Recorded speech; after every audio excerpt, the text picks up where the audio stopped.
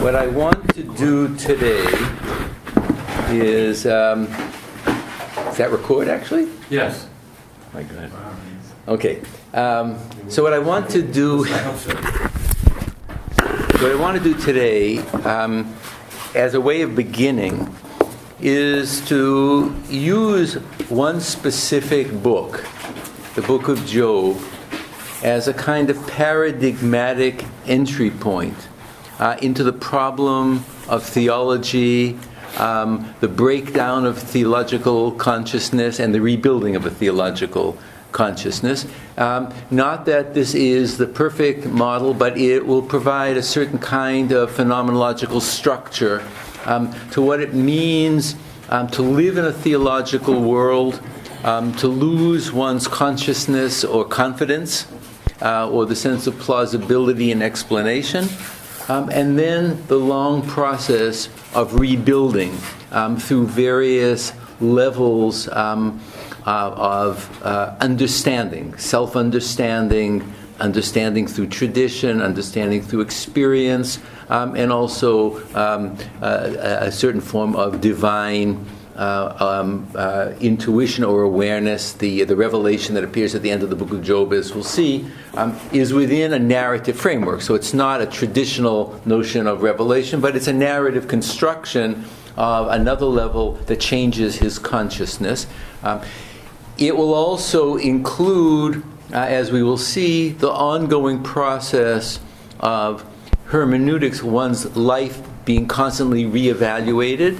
And although the setting of the book of Job is set in a universal context, and it's not set in an Israelite or Jewish context, it actually, as we'll see momentarily, there are a couple of texts which are reinterpreting some classical sources from the Hebrew Bible, because obviously that's the intended audience.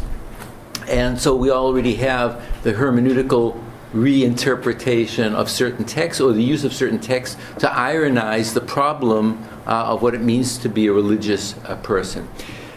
I also wanted to use the book of Job in relationship to next class, because in next class we want to see what are the kind of presuppositions of this universal type of a person called Job, and how that person goes through a theological transformation and a change of consciousness. Then I want to kind of use several classical instances. So we have Maimonides from the medieval tradition, we have Kierkegaard, we have Rabbi Joseph Soloveitchik, several others, and to try to say, what are the presuppositions that certain notable figures in the history of religion have tried to use to kind of reorient themselves. Then we will kind of take a move towards some of my theology of sacred attunement. But when we come back to the last 3 or 4 classes, we will see just how fundamentally many features in the book of Job really are in terms of what my new project is in terms of trying to kind of renew that. So there's an explicit and an implicit aspect that will become, I hope, evident. So just to state in general terms, and I want to turn to some issues, we'll look directly at the text, because we only have these 2.5 hours to kind of cover the whole paradigm. So the book of Job will help us think about the following issues about the nature of the theological self. It's both the individual and the individual who is involved in tradition and in ritual, who begins his life, I'm going to use his because it's Job, life in a very, very coherent religious context. And then the question is, what happens when the incomprehensible happens, when a numinous event happens, and one is thrown back to the pre-thematic. One is thrown back to the absolutely raw and the basic, so that the constructions that one has on the basis of culture and forms, whether those come through tradition or revelation or however those have come, don't make sense, or there is a radical cognitive dissonance. And the dissonance is exacerbated precisely because the individual is faced with a situation which is not correlated with the experience that one had before. So there's a radical gap. Now that kind of an issue on the massive scale will of course be replicated numerous times, and also we'll see in the Sacred Attunement in terms of very smaller ruptures that one has in one's life that kind of jolt one out of habit. Theological habit, cognitive habit, epistemic habit, so that, or one is going on automatic pilot based on birth, origin, tradition, things like that, and then certain things happen, and sometimes you go back and you recapitulate, sometimes you're left hanging, and sometimes you kind of rebuild in a new way. So although this is dealing with this on a massive scale, we will see, we go through these kind of ruptures and dislocations if we are thinking persons at many different kind of moments, whether it's the sickness or the death of someone's near and dear, or even kind of remarkable experiences in the world of nature, things that just kind of break things open. So we want to and then of course the big concrete issue for Job will be the relationship between experience and knowledge, self-experience. How do you evaluate one's personal truth? Do you submerge one's experiential truth and knowledge for the sake of the tradition, of the claims of a tradition? Or is one's self-experience the basis for rebuilding a religious life? And that these become very concrete problems. It's remarkable that the book of Job is in the Hebrew Bible, and that's a question we might want to ask too, how the Bible goes forward with a text like this, which seems to undermine so much, but I will try to give some indications of it. But let us begin by raising a number of issues, and there are issues that I just want to begin to lay on the groundwork to begin to get ourselves into the text. So as you have seen, the book of Job begins with a certain kind of a prologue. The prologue of the first two chapters is a setting of a several series of consequential issues. So the first consequential issue is to take a universal person. The book of Job is not an Israelite. He is part of the larger ancient Near East. So the question is, we're talking about the universal person. We're beginning with the universal problem of what it means to be a religious person. And the first characterization of him that comes down in personal terms, and I'm going to just be using the translation here of the Jewish Publication Society, but let me just open up my text too, so I want to make sure that we're all on the same page.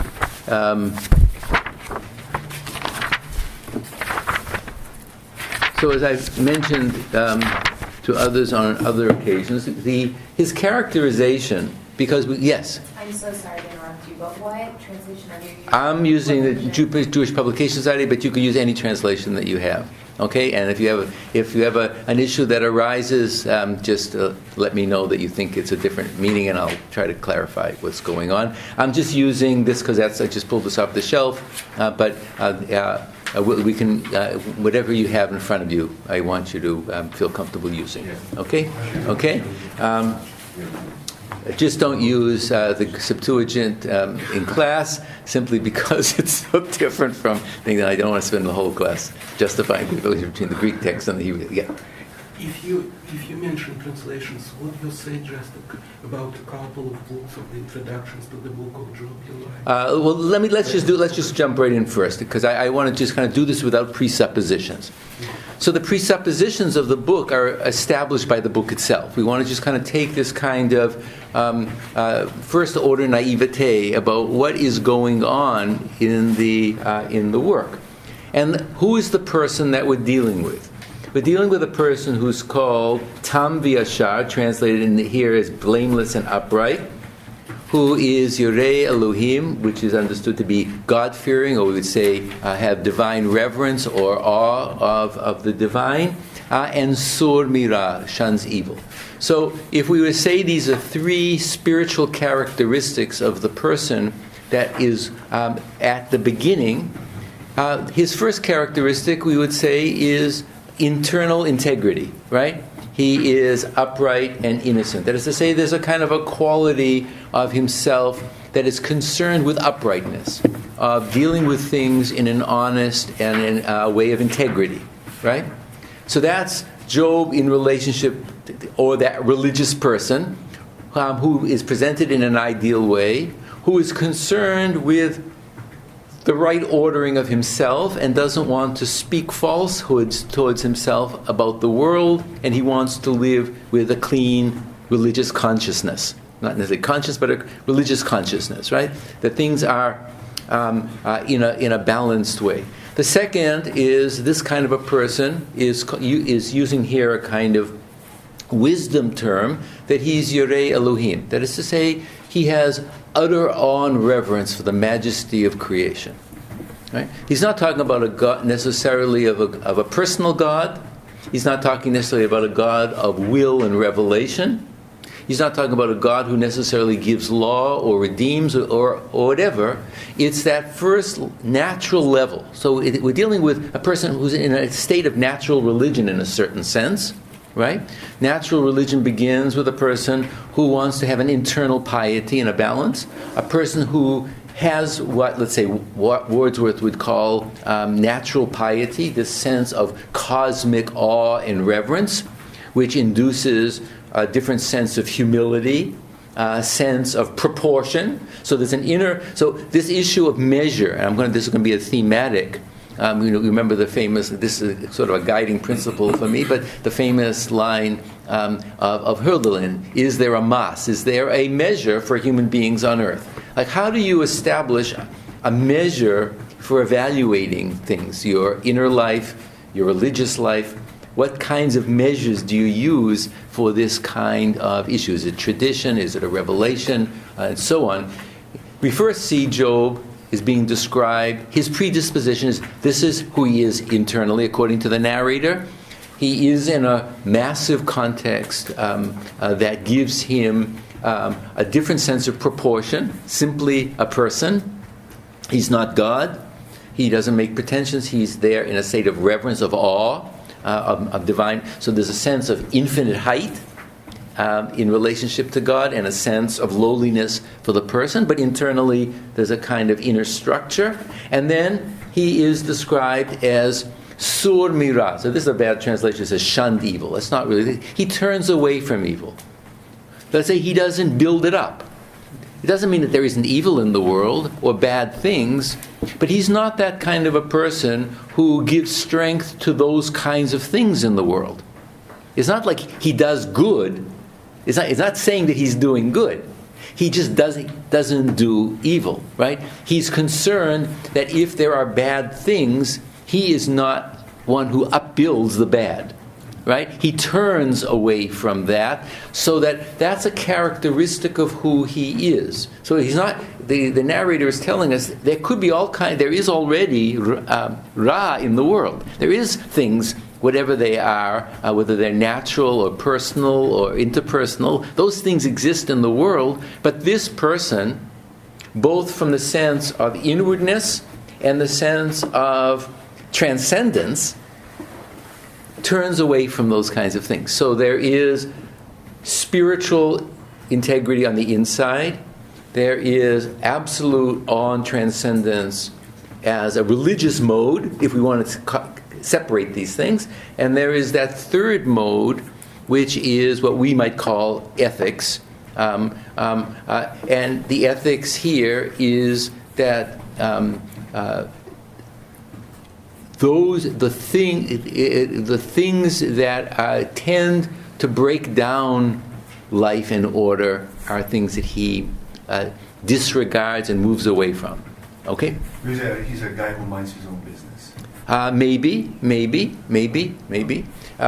But we'll see in a second. He doesn't just mind his own business. He's upset. He's a person. He has a family, and he has sustenance. So he exists. He is he's a good bourgeois gentilhomme. So he's there. He is. He's got everything. He's a kind of ideal person, and then. It was his custom. So this is a kind of I'm surprised that they used that translation for verse 4. It says it says what Job's practice is that he when there were annual feasts. In other words, he's expressing his piety through an ongoing series of rituals. And he does that not only as private religion, he does that as family religion, right? So we're seeing this as a kind of a natural state. There's a family religion that is honoring God, and it's involved in a certain form of rituals, and they would sanctify themselves and do burnt offerings and so on. So there's a kind of ritual process.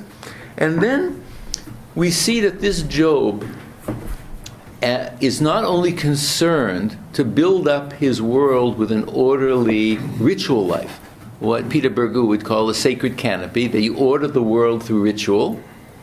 He's very concerned that his world is highly ordered and structured, and that's one of the ways that he wants to celebrate God, by a kind of a continuity of service.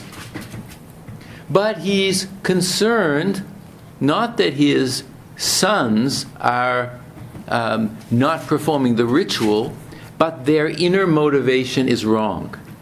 That perhaps they have a bad thought, or they curse God in their minds. Oh, I got to give up another one of my oxen. I could have invested in the stock market, but I want another ox, and so I'll sacrifice this ox, and maybe God will be good to me. So maybe they were grumbling and grousing that they wanted to do the ritual in a correct way, but they weren't pure in their minds. So we see Job is concerned to close every kind of psychic loophole, even if it's not his own, right? Or it is his own, because and he takes it upon himself to try to make sure that everything is orderly. So the presupposition here is a person who has certain characteristics, who's deeply, the notion of ritual provides a kind of an absolute structure, right? And part of what we're going to see immediately is that the order of a religious life, or what he thinks he's doing, or how he thinks he's accommodating things, and the kind of life has no relationship to what's going on in heaven. So the prologue has this ironic quality to set up a scene in heaven where the Satan is going around checking about who's doing good things and what their things, and he's reporting to the cosmic court, and then God appears with an act of pride. Well, I've got a super guy. Have you seen him? And so on and so forth. And then we have that particular scene. So the scene that's set up here is, although the irony is that it's not random disaster that's happening, although he experiences it random disaster, it's being presented here as a kind of test of piety. But the real issue is that there's another level of dissonance between what a person knows theologically and what is really the truth of the matter. So already there's a difference between what it means to be a human being who lives religiously and constructs a theological life and what they could really know, right? From this kind of a world. There's no breaking in of the divine voice and saying this is the way you have to live, right? So he's living within there are two tiers going on. Now we know two further things about this Job before we go further into this. So the question then becomes immediately of a certain kind of test which is again the test of inner motivation. So this book is emerging at a time in Israelite culture which is not simply concerned with the formal practice of religion, but what is the nature of inner motive in one's religious life. So the key issue is, can he serve God? That's what the Satan is the ultimate negative force in consciousness or in the book. Hachinam. Can a person really serve God without any benefit? Just serving God for the purity of serving God? Or are there always some kind of a hidden motivation? Now, those hidden motivations could simply be not necessarily expecting a reward, but the psychological notion of just keeping your life in order, right? You do it for utilitarian purposes. You do it for beneficial purposes. You do it to keep your family together. You do it to satisfy God. All those things are not the purity of the motive, right? And so the way that the book is setting this up is to have the appearance of absolute random chance happening to Job that unseats every structure of order that he knows, which then is taking place at the first level. He is his family and his goods are the extension of who he is. And gradually it will come back to the psychic pain of his own loss. And how do you deal with pain? How do you deal with loss? How do you deal with radical rupture? So that becomes the notion of whether a person can serve God chinam, for no benefit except one is a reverence, except to have pure interiority, right? That becomes this issue, and that is, he begins with a certain structure of consciousness. The Satan raises a more fundamental question about religious consciousness, right? His own theological hermeneutic. It begins with kind of keeping things in order. The implied theological hermeneutic of the Satan is, do you do things for any benefit? Do you reinterpret the world so that you can keep yourself in a position of order and wholeness? And gradually, the issue is going to narrow down how much pain can he have to remain in this state, and what would eventually shift his religious consciousness so he rebuilds his world in a new theological way. But we're seeing here, in a paradigmatic way, because I think that the theological problem is not a problem if you're born into a birth religion and you never question anything, right? Then you accept and you do it. So the theological principles are accepted. They may be deepened. They may be inculcated. But theology arises when you're faced with a certain dissonance. And you're faced with a question of how this works, what its purpose is. And the theological project of a theological hermeneutic will only happen when there is some kind of a crisis. If you live in a purely closed world, where everything is integrated in order, which is the beginning part of Job, there aren't questions that are coming up. Or the hermeneutic is, can you do it in a more intense way, right? Can you do it so that that person who's doing it is really doing it totally, like he's really into it, right? They're not cursing God in their heart, he's really into it. But it's not questioning the question of, what does it mean to do this in the world? Is this the only way that one could do things? Is it part of the truth of the world, right? So it's raising that's part of the power of this narrative. It's taking him out of his birth world, let us say, or that world of tradition where nothing has invaded, and now things are throwing him back to the raw, right? And what could be more raw than you lose everything? It's not like you are willingly divesting oneself, but you are divested, right? You are raped of everything, and that becomes a cognitive dispossession, right? So the first response of Job, his first two responses are really to respond in terms of liturgical pieties. I think he believes it. We have to assume that he believes it.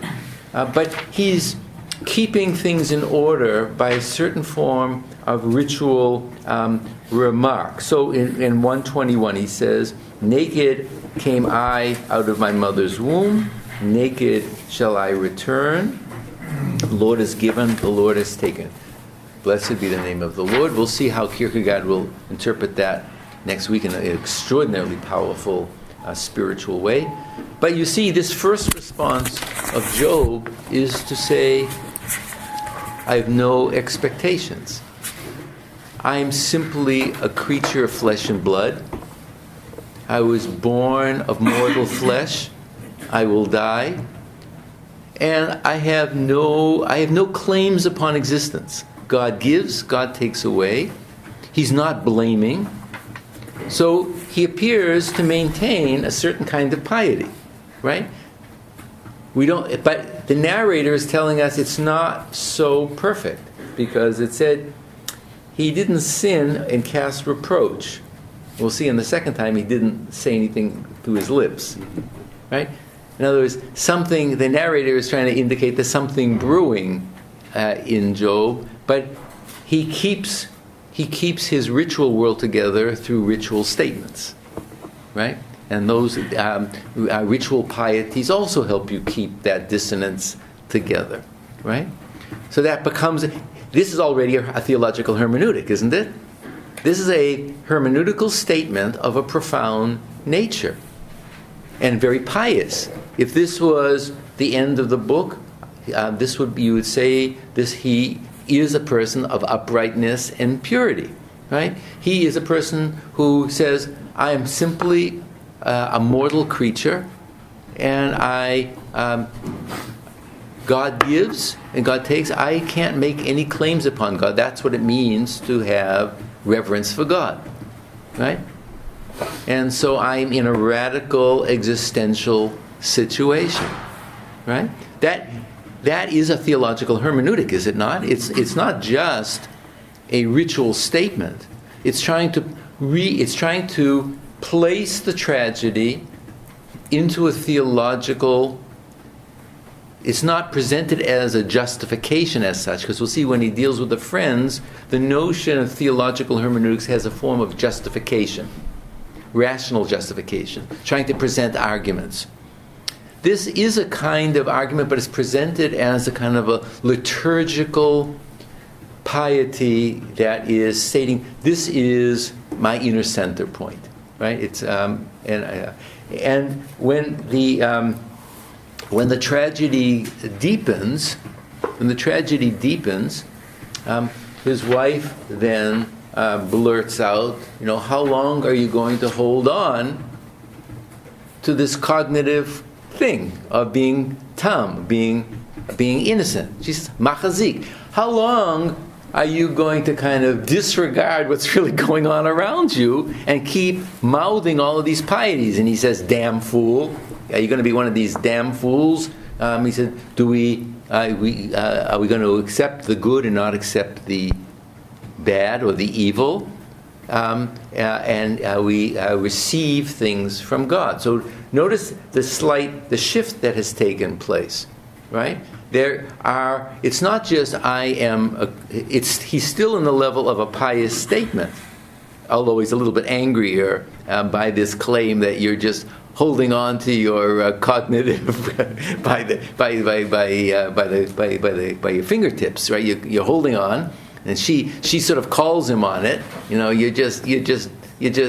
being a fool. You're not recognizing the pain. Like I'm your wife, and I lost my kids too. I have limits, and he's saying, well, no, there's something else at stake. And he now turns the issue to being a receiver. We receive things from God. These things we can evaluate them as good and bad, but we're simply receivers. And we have to be grateful for everything. He doesn't say, what the rabbis would later say when they interpret this in one of the first Mishnah passages, that you have to bless for the evil as well as for the good. But he's simply saying, we receive this, and the stance is not to make judgments about what we receive and to move on from there. So there's a very profound new hermeneutic that he's saying, right? It's a different thing than simply saying, I am simply existentially raw and I take whatever God gives. But now I say, I receive all kinds of things. I evaluate them in my terms. But if I am a receiver, that is my new position. Okay. When the friends come, there is the shift to silence, right? And they begin in their silence and their visualization of the horror of his body and the horror of his situation presumably deepens in this natural person his own recognition of the horror of his situation. In other words, there's a space here now where language has been suspended. And he's not rushing to give liturgical statements. And in the space of that silence, where he's dwelling in the horror, he bursts out and curses his day. He doesn't curse God initially, or he doesn't say anything negative about God. He will have lots to say. He doesn't deny God, but he gets perplexed whether God is simply power or also has moral justice. There's a difference between the two. And that also puts a wedge into a lot of biblical theology where power and righteousness and goodness and right order are presumed to be synonymous. Job is cutting that theological problem. There may be a difference between divine power and divine ethics or justice, and the balance between punishment and deserts, what a person requires. But it's in that he curses the day. So what we now have is the deeper theological issue that is beginning to emerge for us. It is the unmaking of the desire to unmake one's world. Right? There are things that happen that hermeneutically he tries to sustain where he was through liturgical statements. But in chapter 3, the language shifts from ritual statements, as powerful as they are, to a personal lament. And the personal lament wants to close off what it really means to be a person, that is to have feelings. So we have a shift from the pain of loss now becomes so totally internalized, it's psychic pain. And the movement of the book will be the nature of psychic pain at the loss of things and how that is real. Psychic pain becomes real. And how do you evaluate that against traditional theological pieties? What becomes the true measure of evaluating how you go on with your life? Right? His friends will sort of say, well, listen, you just have one little life. I mean, we've collected traditions, as we'll see that Eliphaz and Bildad will say, we've collected traditions for 1,000 years. We get empirical evidence, right? That over the course of things, God does this, and he will eventually bring you back, and so you have to kind of be glad that you are suffering because it allows you to kind of go through a deeper sense of new awareness, that you've kind of lost a little bit of hubris, you can do repentance, And he said, but in the end, God will reward you when you come back to your senses. And you don't just rely on this. So then we have a whole different issue, right? He can't comfort himself because psychic pain is too great. He has lost the capacity for hermeneutic, right? And when the friends will come in, as we'll see in a second with Eliphaz, the whole issue now shifts between arguments. This one says this, he says this, and now they're talking about this relationship between types of justification, right? Do I justify my life? Is my pain so real that I can really accuse God of raw power, and I don't understand why this, so I want to have some explanation. In other words, my pain is really real, and I need an explanation. The friends are saying, well, these are done for reasons, right? And you have to understand the larger hermeneutic of things. So we're being faced between, for the first time in a certain sense with the Bible here, is one's subjective experience, should that be the basis of a radical transformation of your life? Or do you suspend that and kind of make an apology for things and reinterpret your life in the light of the pre-existent hermeneutic, slightly revised, but you go back to the general hermeneutic which has served the community, that has given you life and given you order and given you structure? Or does the individual now make a claim that could put him outside the community because of the power of that? In other words, between a personal hermeneutic and a traditional hermeneutic. Because we'll see towards the end of Eliphaz's first statement, says, you don't believe me? He says in Hebrew, chakanuha. We have investigated this. We have a long tradition that people who suffer finally are rewarded in the end. We have a long tradition that God doesn't do things frivolously. We know that God has power. And as he'll say in chapter 4, he said, I even had a vision that no human being can be pure before God. Right? That's a kind of a dream hermeneutic that he has. And he's saying, well, that should be the measure. You have no right to expect to live life like a baby with no pain and no thoughts. You're a human being, and so you sin, right? That's the thing of chapter 4. There's no person who doesn't sin. Even the angels are not pure in God's eyes. So, your whole starting point is a little bit wacky to say that I have pain and I can make a certain kind of hermeneutical claim, right? But he's saying, no, that's not the issue. The real issue is your hermeneutical starting point is wrong, right? You have no reason to expect to live like a child without pain. Pain there are things conscious and unconscious that produce sin and so on. And in that hermeneutical world, you have the consequences of a certain kind of miscomprehension about things. David.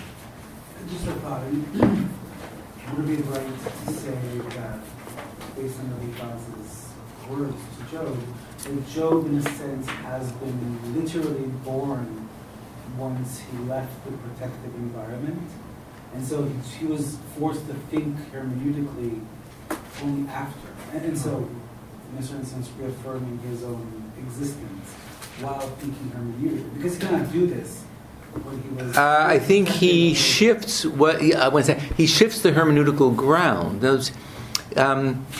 He couldn't use those liturgical phrases, I was naked or I received. Those have a hermeneutical implication. And to the degree to which he doesn't just recite them, he opens up his prayer book and then recites it, but he says this out of consciousness, he is giving a hermeneutical explanation of his existence. He is forced to do something else. Now, what rupture does is it puts traditional explanations in suspension. The book is putting these things in suspension, and then they're going to be reevaluated through the friends. The friends become the multiple voices of how tradition would try to shore things up and try to explain things.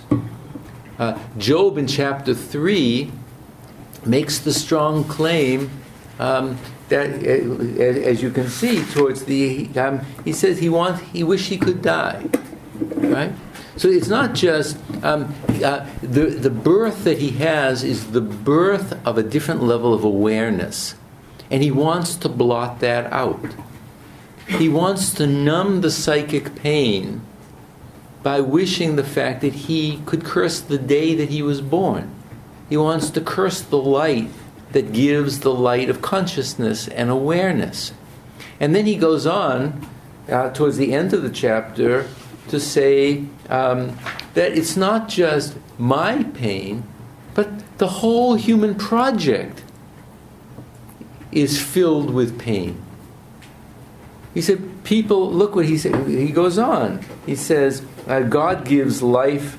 Well, he calls it the translator, the sufferer. It's really the person who works, the daily laborer. He wakes up to the light, and he's scrounging around for food, and he can't wait till the night falls or death comes. And his life is that. It's not just I want death, but this is the state of the human being. Being mortal is not the kind of existential consciousness, and now I'm aware of death. The pain of people who really have to live for food on a daily basis, or who live with tragedy. He said, this is something else. People are groaning, and it's hard. And then look what he says in 33. That human being is totally lost, totally confused. Right? The world that God has put a person in is totally incomprehensible, and God has hedged him about. He's already, this is a little bit more than cursing your day. Right? In other words, God has created a psychic situation that a person he doesn't have a clue. There's no way out. There's no exit in Sartre's terms, right? There's no exit, and then he tells us, so we now have a deeper thing in that last part. He said, my groaning serves for my bread, my roaring pours forth as water. And then verse 25, what I feared has overtaken me, what I dreaded has come upon me. In other words, he's telling us, this is another part of that presupposition, that although on the surface it looked like he was just doing that ritual, he had a profound sense of angst. He knew that this is hanging over the abyss. And he's now telling us, because of his pain, he's coming in touch with the fact that it's not just God created this and it is good. God created this and it is good. God created this and it is good. He had an awareness that life has a deep pit to it. And he says, I had this feeling. And so now he understands why that ritual was so intense. He's trying to close off the anxiety of facing the horror, the horror vacui, the emptiness of what it really means to be there. So the writer here is just pulling every thread out of the divine garment here, right? Of what it means to live in a creation, that good creation. It's not just, right? So, and then we have these ongoing statements about rupture, this issue of rupture, and what do you do with that. So there are a couple of let's take a couple of questions, then we'll come back to text. Yeah. I had a question about the way you've glossed Yirat Elohim at the beginning. Right, Yirei Elohim. Right. Yeah. As this sense of deep natural awe and piety. Right. I'm used to thinking of it in much more deflationary kind of way, as a kind of common decency, like in the sister wife stories and Genesis and other places. People will say, Ein Yirat Elohim b'makom hazeh. So that's with in Genesis. There's that was used there as a kind of piety of I think there it really means there's no religion here, right? There's no sense of what it means to be a person. No, in the larger context of wisdom literature, it has this sense of this absolute reverence. You're right that in that place in Genesis, it has the sense that there's no religion here. But in the sense of religion, there's no care, there's no divine fear, there's no sense of perspective. It's not just decency, as that religion is simply ethics. It's to have the fear of God would be to act in a certain kind of way. Okay, so there is obviously a very large range.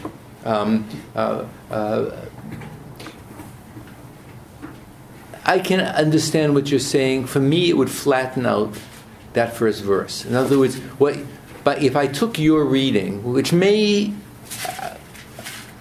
if your reading is correct, then those three planes are sort of, it flattens them down to the human level, and then you'd have to say the movement of the book towards the conclusion is the reopening of a massive sense of new awe. And that the awe was at a very low level at the beginning and had to... I would suggest prefer... that maybe at the beginning, Job is a person who has a very kind of formalistic, workaday, punctilious, sort of... absolutely, and you may have a point. You may have a point. So I think it's good that you bring that up. It would kind of bring the horizon of everything down a little bit, and he's going to have to learn what awe really is in the last chapters. I would want to tend to keep some room for more transcendence in the phrase here, but there's no easy answer to your question. You're well to put this.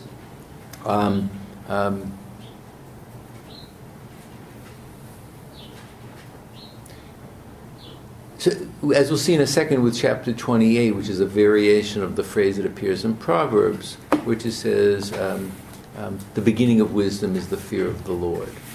Right? So, what is that first level of wise consciousness?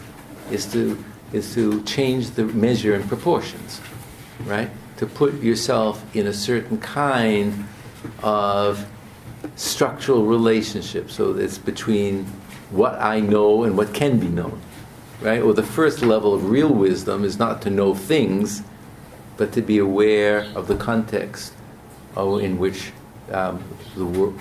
worlding takes place, so you might say, right? Let's just go around the table and there was, yeah. You give up? You had a question? Oh, no, I was going to argue with the foundation of David's question. All right, when he comes back, when he comes back, he knew that, and that's why he went to the bathroom.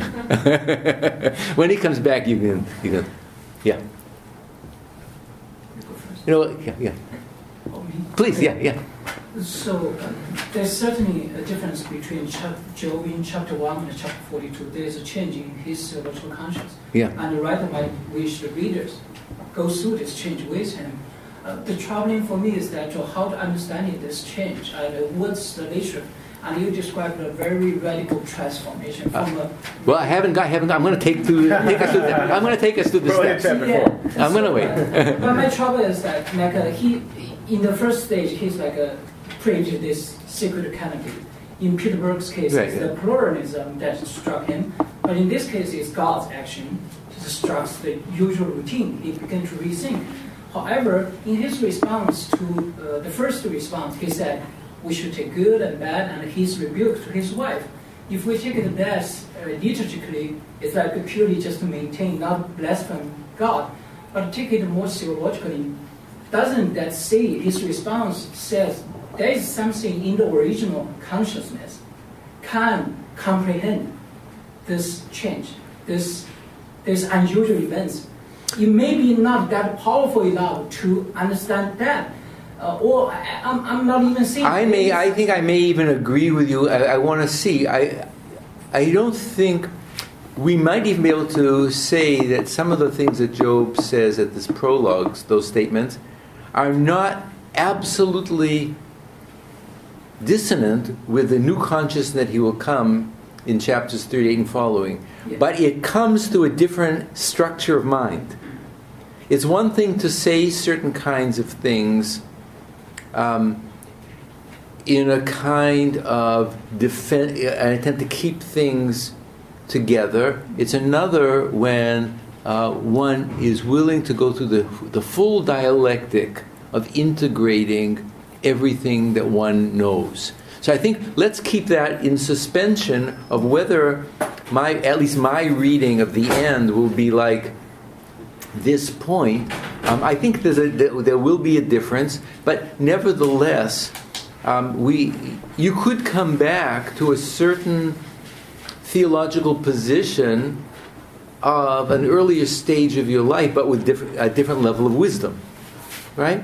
And at least we want to say there is a certain level of wisdom, but he's at a certain primary state in his willingness to even acknowledge the horror, right? He has liturgical phrases. And we're going to have to see what happens. Is there a kind of turning, a kind of bouleversement, this kind of shifting of consciousness that it just turns? So let's kind of see that. But your point is wisely noted in the sense that a person could come back to an earlier religious position with a deeper, mature consciousness. I wouldn't, but at least we have to recognize where it is placed on the spectrum of religious struggle, of hermeneutical struggle, so that its significance will change, right? And that's part of what I want to mark.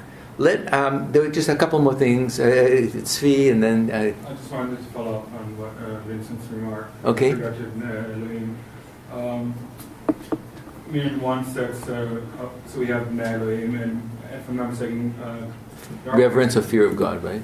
In darkness within the Bible, the Elohim could actually mean judgment, or no, not in this case. No. That's a rabbinic reading of it. No, I wouldn't go there. No. Even though that No. sex of some people. No. That's reading it from the end back to the beginning. No, not in here. I was curious that at the beginning he does not mention anything about the community in his prologue. He's only talking about himself and his family. His family But is not his beyond ritual. his family. His family is his ritual community. Right. And then when He's a natural. He's a natural person. We have this kind. It's like an Ingmar Bergman film. It's like somewhere on this island in Sweden there is and this family becomes the paradigm of this larger thing. Think about this in cinematographic terms.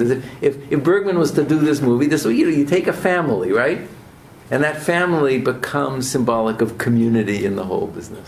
Right? I was passing the point that the omission of the larger community beyond his family might be significant in this story, and that what it is saying that he is more concerned with himself and his extension of himself, as you said, and not with the larger community. And the context in which it plays out, then in the context of his friends coming and sitting with him in the sense of the community, forces him to deal with a broader view that was not present. In I think that's very helpful, and we should bear that in mind. That you can see that he doesn't directly mourn his kids. Mm-hmm. Right? He doesn't mourn his kids, right? I think maybe his wife is already mourning the kids. He's really focusing on himself. Yeah. So that's you're right to bear that in mind. But that's part of the kind of literary structure of this book. It focuses on motivation at every single level. It's a book that is this phenomenological exploration of subjectivity in religion, right? Let's say two more, and then I want to three more. Maybe a key to something related to that is in Eliphaz's first speech, the kind of verses 4:2 through 6, talking about how Job instructed many, strengthened the weak hands. Your words have supported those who were stumbling, and you have made firm the feeble knees, but now it comes to you and you're impatient. It touches you and you are dismayed. So, Right. I don't know, who Eliphaz is referring to there, probably the larger community. And so I think the force of that argument really is that, okay, you participate in the community insofar as you instruct people to stay pious even in the face of suffering. But now here it's happening to you, and you're kind of like a hypocrite. Yes. So it's the same issue of what does the individual do? And as you could. You could be like the Friends. You can give all kinds of silent or verbal support, but he can't provide that for himself. Now, there's a point, and this is, in a certain sense, the Satanist issue, right? If when the rubber hits the road, what is the effect of these traditional arguments? Right, and you can't. You had all the psychic mechanisms to help other kind of people, but it's not working for you, right? Right, and he's of course using that in accusatory manner as a kind of a theological upending of him, that your very theological position. You're not benefiting from your own wisdom. Yeah. It was very interesting when I taught this to converts into the Orthodox Church, and they identified very much with Job, like moving from, let's say, a religion, hermeneutics of religion as economy, as exterior ritual, to to interiorization and self-transformation. There was an attunement between them and Job when it comes to this trajectory, right? That you basically come back to the tradition, but in your flesh. The tradition becomes somehow embodied in you, and you have to bear the wounds of that return. Right. Yeah, so what Adrian is referring to is Adrian has taught Job to people in the Russian Orthodox Church, the Greek Orthodox. The American one. Yeah. It's interesting just to pick up on the metaphor, which is really, I think, an Orthodox metaphor of economy. Right, this kind of sense of I'm just saying that the Job. I'm just trying to take your point and run with it a little bit, because in a certain sense that there is an inner ecology within Job himself in terms of these virtues, and then there is a larger ecology in the world, right, which has its own balance, and then the balance on the outside and the balance on the inside are ruptured, right? And then we have to move towards how do you develop through the wound a new balance, which is where we're going to have to. I think we're saying the same thing, but I use economy more like calculating rituals. Then the second point, just briefly, the phenomenologically, this radical caesura in Job, where he comes to confront the abyss of being, is very. It struck me, it's very similar to the moment in Sein und Zeit in Heidegger, where he makes this radical exercise. Could you have an encounter with being itself? And he gives the example of fear. Encounter with? In Sein und Zeit, being in time.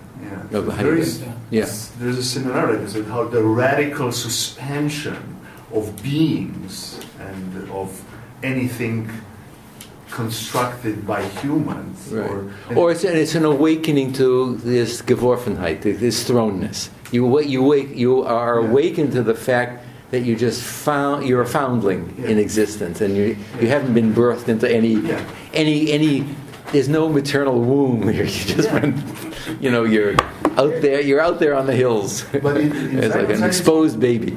It's almost a positive exercise, because how do you actually encounter being itself? And he gives the example of fear. You're in a forest and you have it's a very strange moment in the book where he says that's when everything shuts off, is suspended, and you encounter it. Yes. Yeah. Well, I think that's really part of where I'm trying to have us realize, and I think we're going to see how this plays out in my own theology and going. But if the thematic is the thematic theological world of explanations, of hermeneutical justification, the incomprehensible, right? The seemingly meaninglessness, when it's finally incorporated into your inner being, throws you into this deepest sense of the pre-thematic. But the pre-thematic is as really not communicating anything. It's the terror of realizing that you have to construct something. For me, that is going to be fundamental, both for sacred attunement and for this. I mean, you'll see on the syllabus, I think one of the essay that I had done in Journal of Religion is that at that moment, that becomes the beginning of hermeneutical ethics. You become aware of yourself as a responsible person who rebuilds the world. Job is still at this stage of like, how do you rebuild your theological life from all of these shards, right? And the friends are giving various kinds of arguments. We don't have to go through all of them. Eliphaz is saying that there is no pure person, so you have to come to recognize that. And he also said, you didn't die, so obviously God must be just. The friend knows, don't say that you're suffering because you did anything wrong. You're just too attached to your children, right? And you're assuming that because they died and you're suffering that you did something wrong. He said, you didn't. God didn't kill you. So from that point of view, that hermeneutic is saying, everything is fine. And then Bildad sort of takes that same form of rational justification, right? Remember, he says, hey man, look, it's your sons who died, right? So, what are you getting all, to hits about, you're getting all worked up about all of this stuff. And it's because,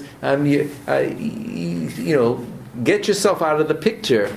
And you may have a lot of pain about this, but that hermeneutic of a God who punishes proportionally or who doesn't do certain things. So I just want to, yes. Well, if we want to talk about Bildad, I have some questions. You do have a question? Okay. Well, let me just do one more text, and then I'll open it up again for one other thing. Because what I wanted to show you is something very, very interesting. And I hope that it'll come through in the... Let's see, I think it's... I have to check on the... Yeah. So turn to chapter 7. What I want to just kind of show you is that in the process of this hermeneutical theology, in the process of the contestation between Job and the friends, which is an attempt to counterpoint arguments of justification. It's at the level of the ratio, right? The measure has shifted from the ratio of tradition over against the ratio of the measure of personal experience, right? And they're going back and forth, and there's no way to resolve that, right? Because each is arguing from a different premise. The premise of Job is my experience is real, and I can't figure things out, so he'll finally, say,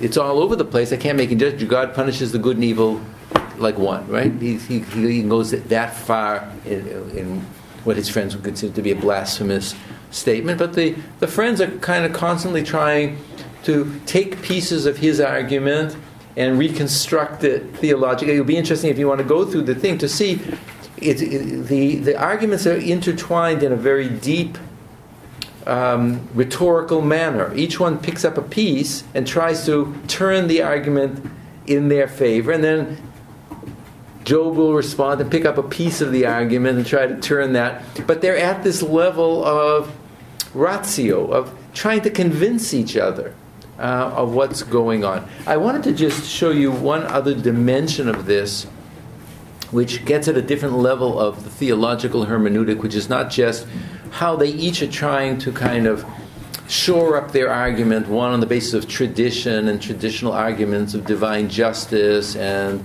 a notion of justice as proportion, or that God really is attentive to, has individual providence and not just general providence. He cares about the individual. He punishes the individual for their own sins. But there's another level in which the argument gets so painful and so profound that there is an attempt to turn the tradition inside out in an ironic way. And I wanted to show you 3 ways. Because the English is kind of goofy, I want to just I'm going to translate, and then you pick up on your translation, okay? Let me just...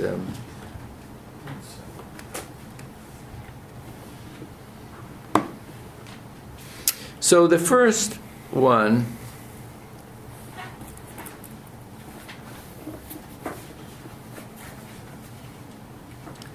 Let's see, we want to begin with chapter 7, verse 12.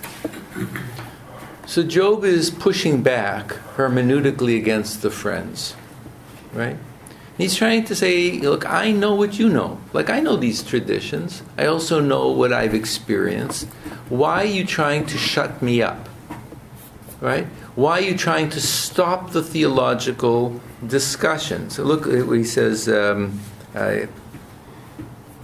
so he says, like, I know that life is fragile. I know truly man has a term of service on earth. His days are like those of a... Like, I know the fragility of what it means to be a human being. I mean, that's part of really why I can't keep quiet.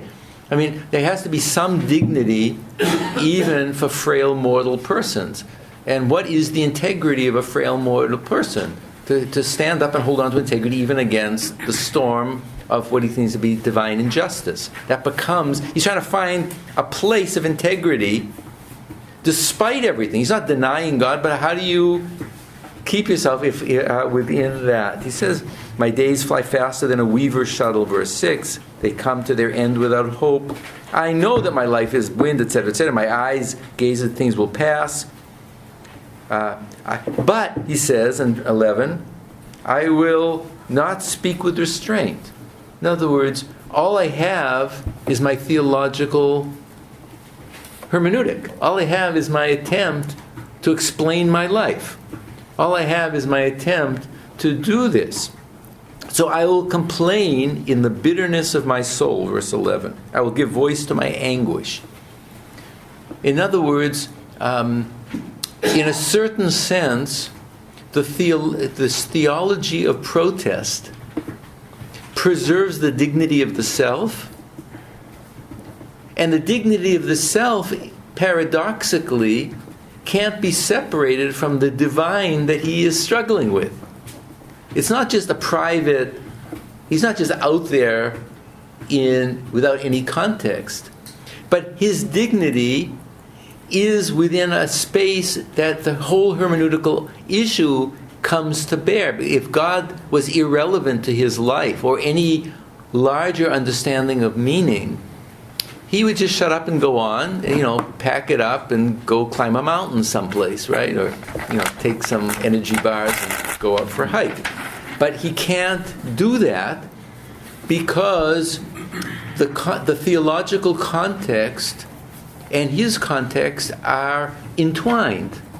He can't disengage from this theological issue. So he has to speak that, even though he doesn't know the full truth of it, and he needs an answer. But he can't be, paradoxically now, he can't be tam and yashar. He can't be upright, and he can't serve God for naught without at least... So what is the thing that he wants? It's paradoxical, right? The Satan says, "Hachinam," can a person serve God chinam, for nothing? And now we come, in a certain sense, to the deepest sense. I can give up lots of things, right? I can give up a lot of things in my theological thing.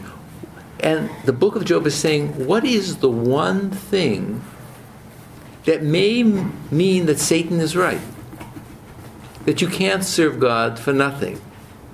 And that is the ultimate thing that you want for the sake of your life is understanding and explanation. Right? Right? It's not simply material reward. It's not simply children.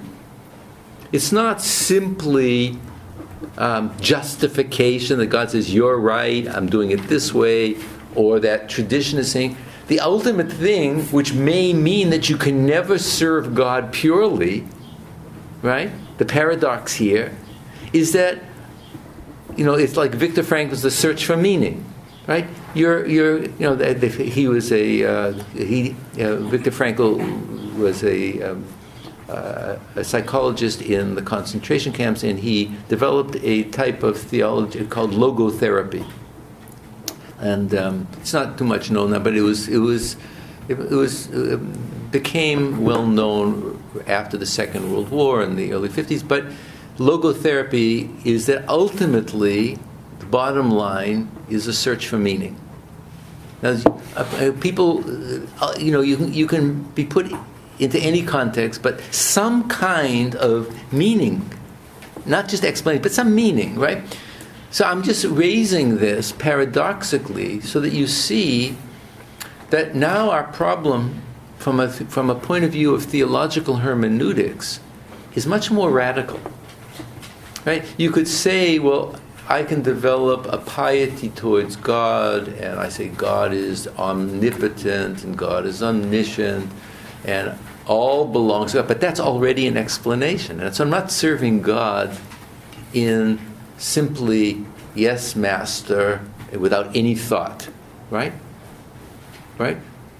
In other words, the point is, in a theological situation, can there ever be a state of no thought?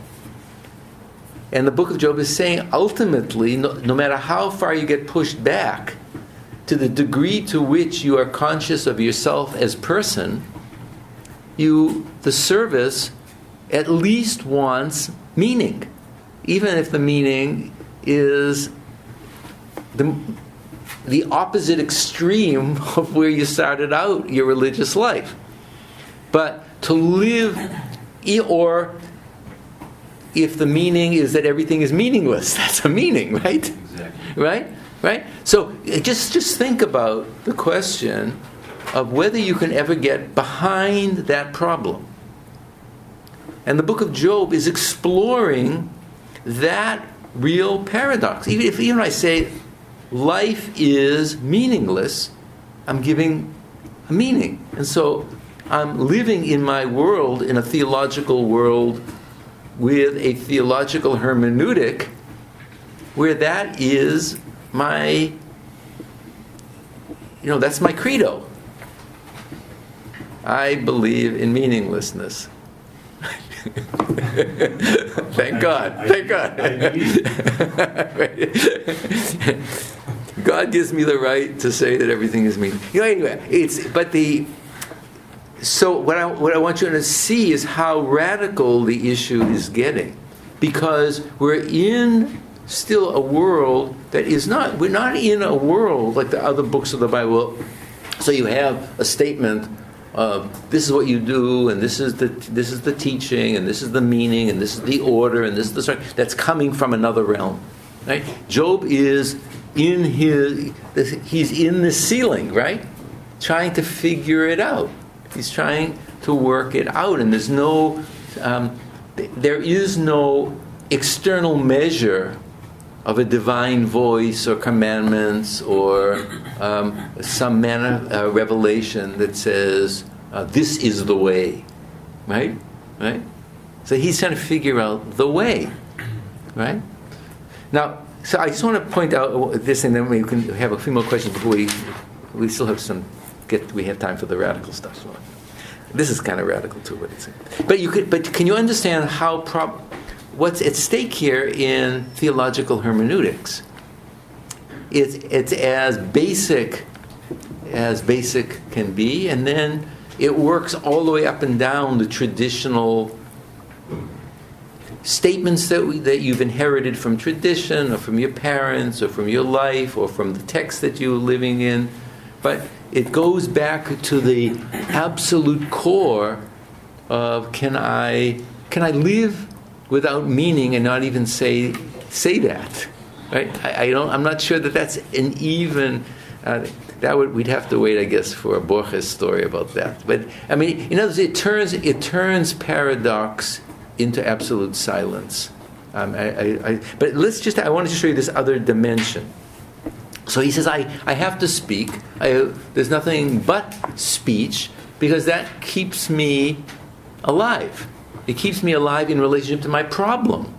That's a theological hermeneutic, right? So now look what he says. There are three things that he does here that I think are astonishing in my reading of in Scripture. So the first thing, notice what he says here, beginning of verse 12. So he says, "Ani lo echsach pi." I won't shut up, right? And I will speak b'tzar ruchi, out of the pain and the narrowness and the constriction of my spirit, of my breath of life, my spirit, however we understand that. Asicha, I will speak b'mar nafshi, in the very bitterness of my being.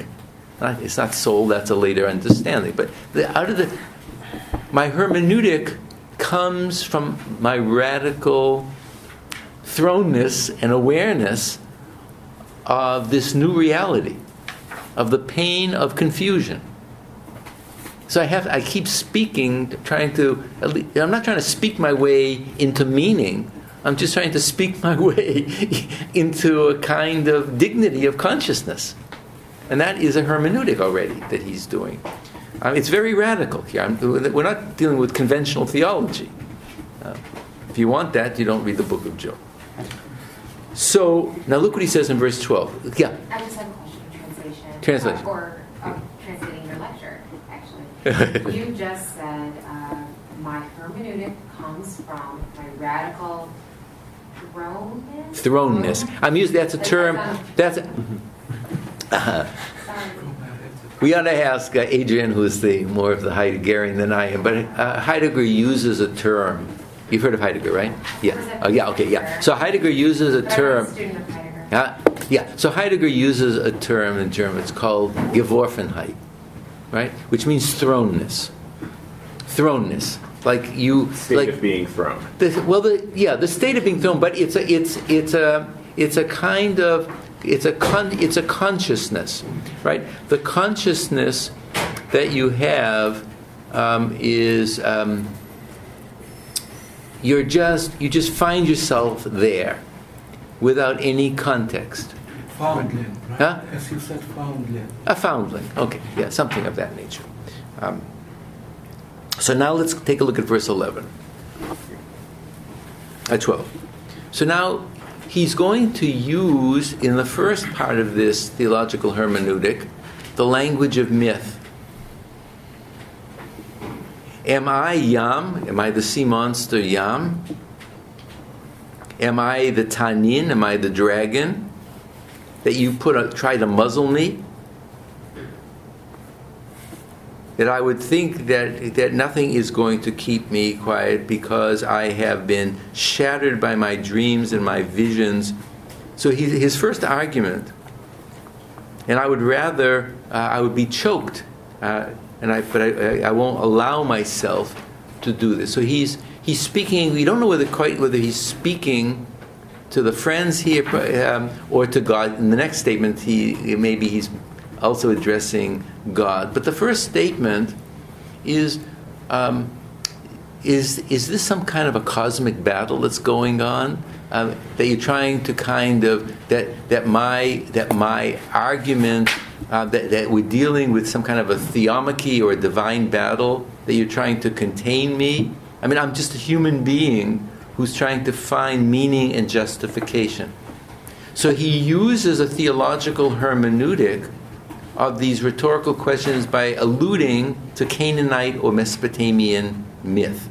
Right? I'm a human being. This is not a cosmic battle. that you, God, have to win, or that the friends have to think that this is.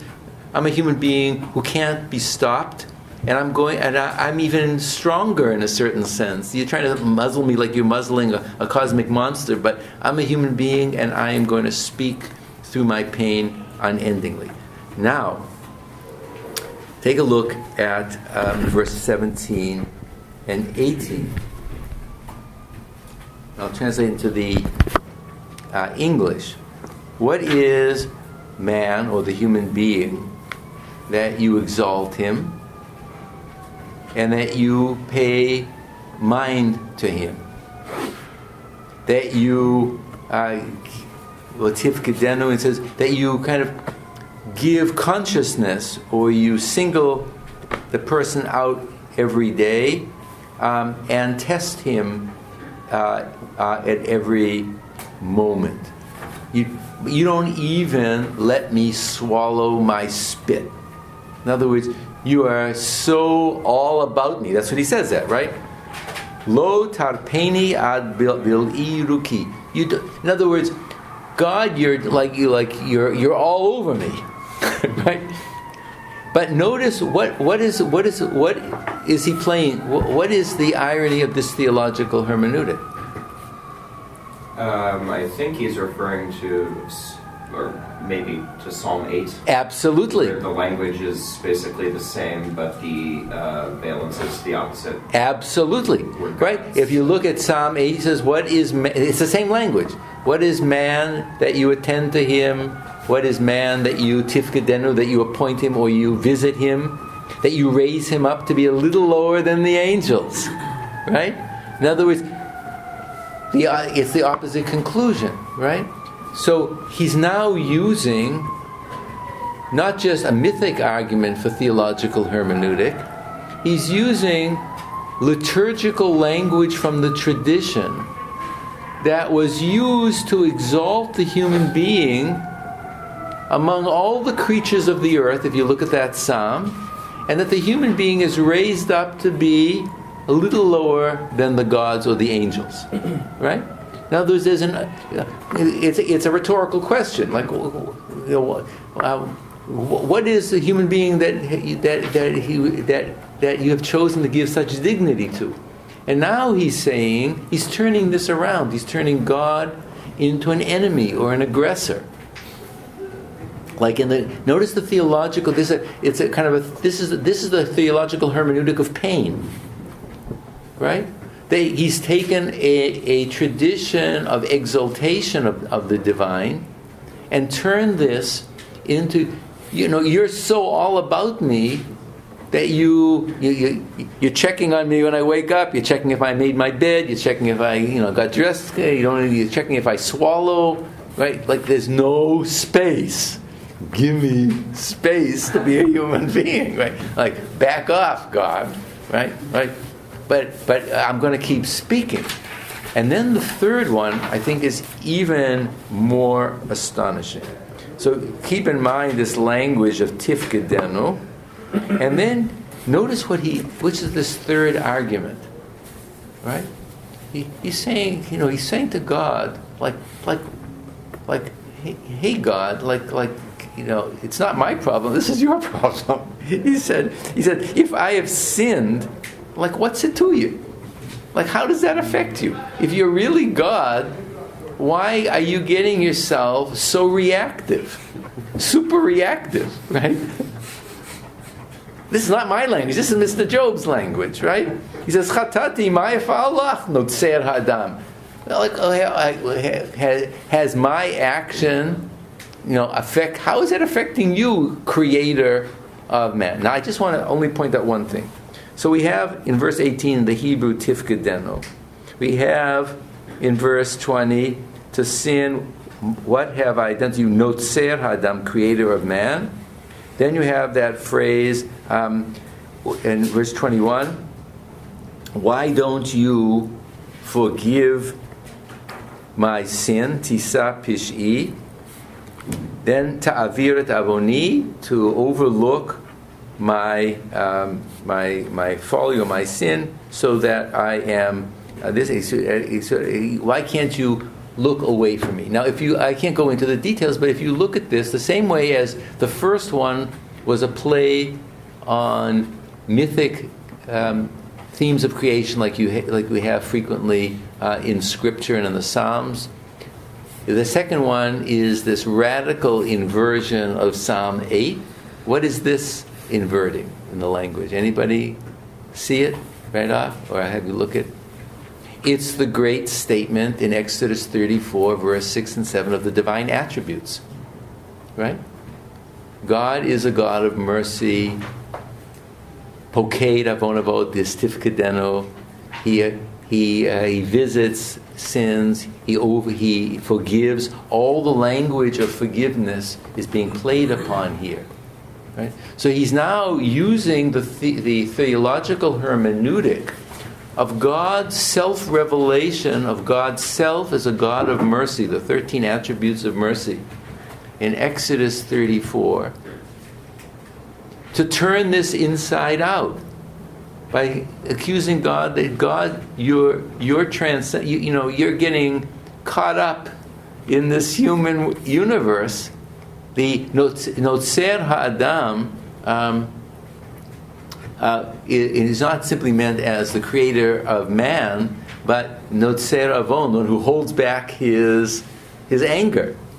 Right? He's all the terms here are this language from Exodus 34. So again, we see that theological hermeneutics can be so in pain that the positive language is totally inverted.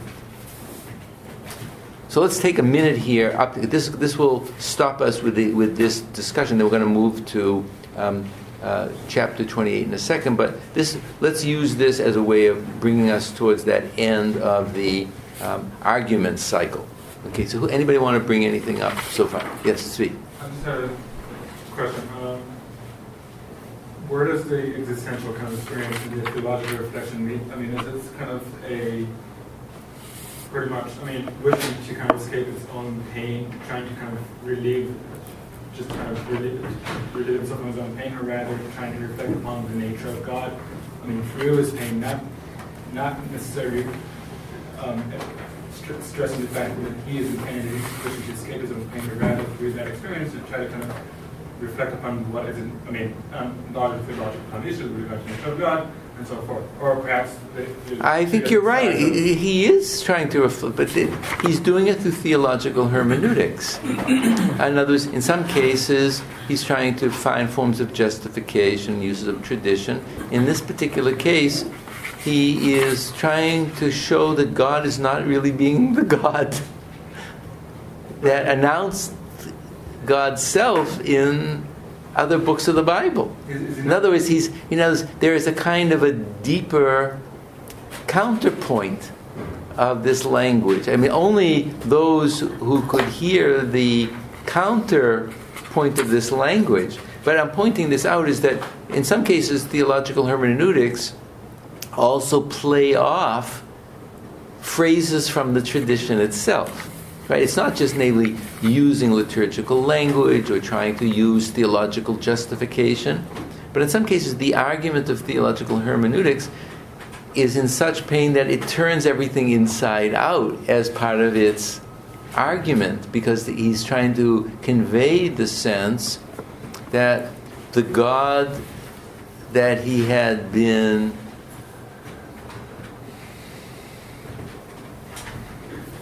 in mind is not the God now that he can make any sense of.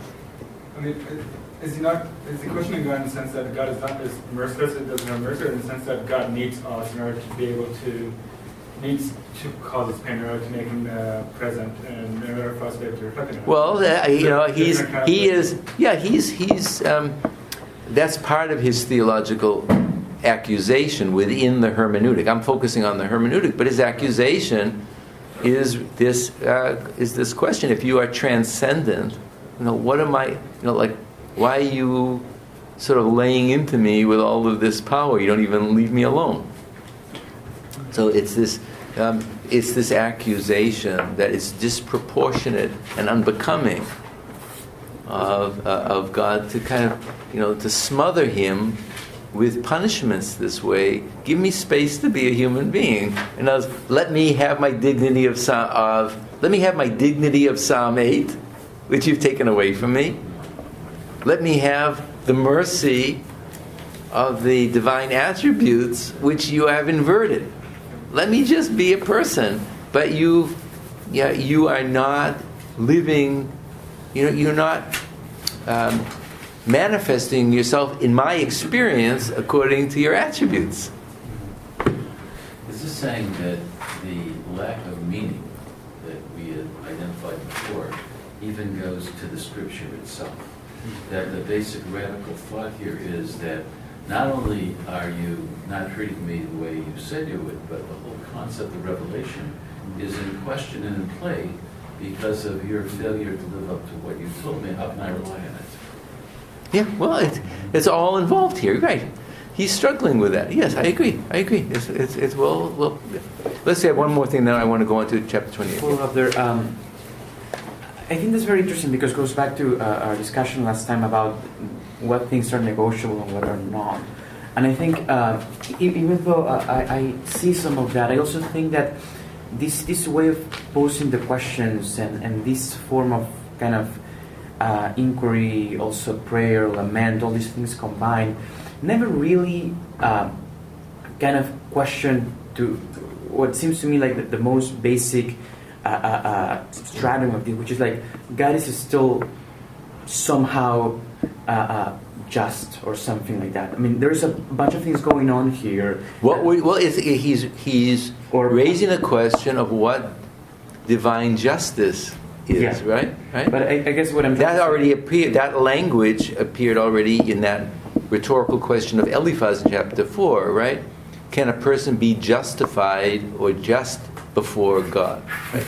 No, right? Because a person is frail and a sinner, etc., right? There's no purity.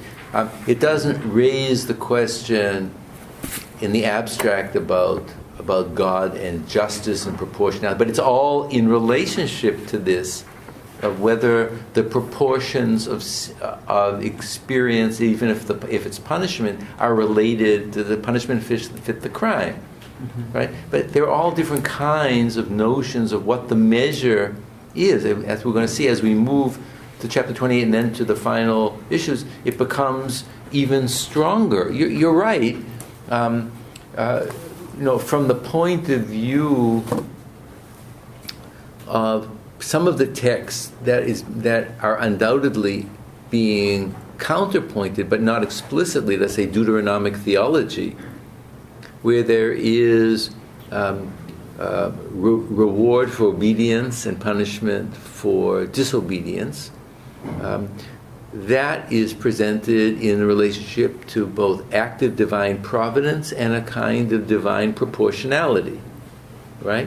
That could be interrupted by repentance and so on and so forth, but at least there is this notion that there is that the nomos, or the law, introduces a principle of proportionality once that is there.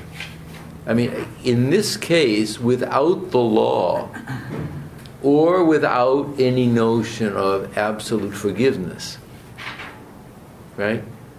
We're dealing with a much more universal problem here that the reader of the Bible would then have to reintegrate into this other schematic, but it's not made explicit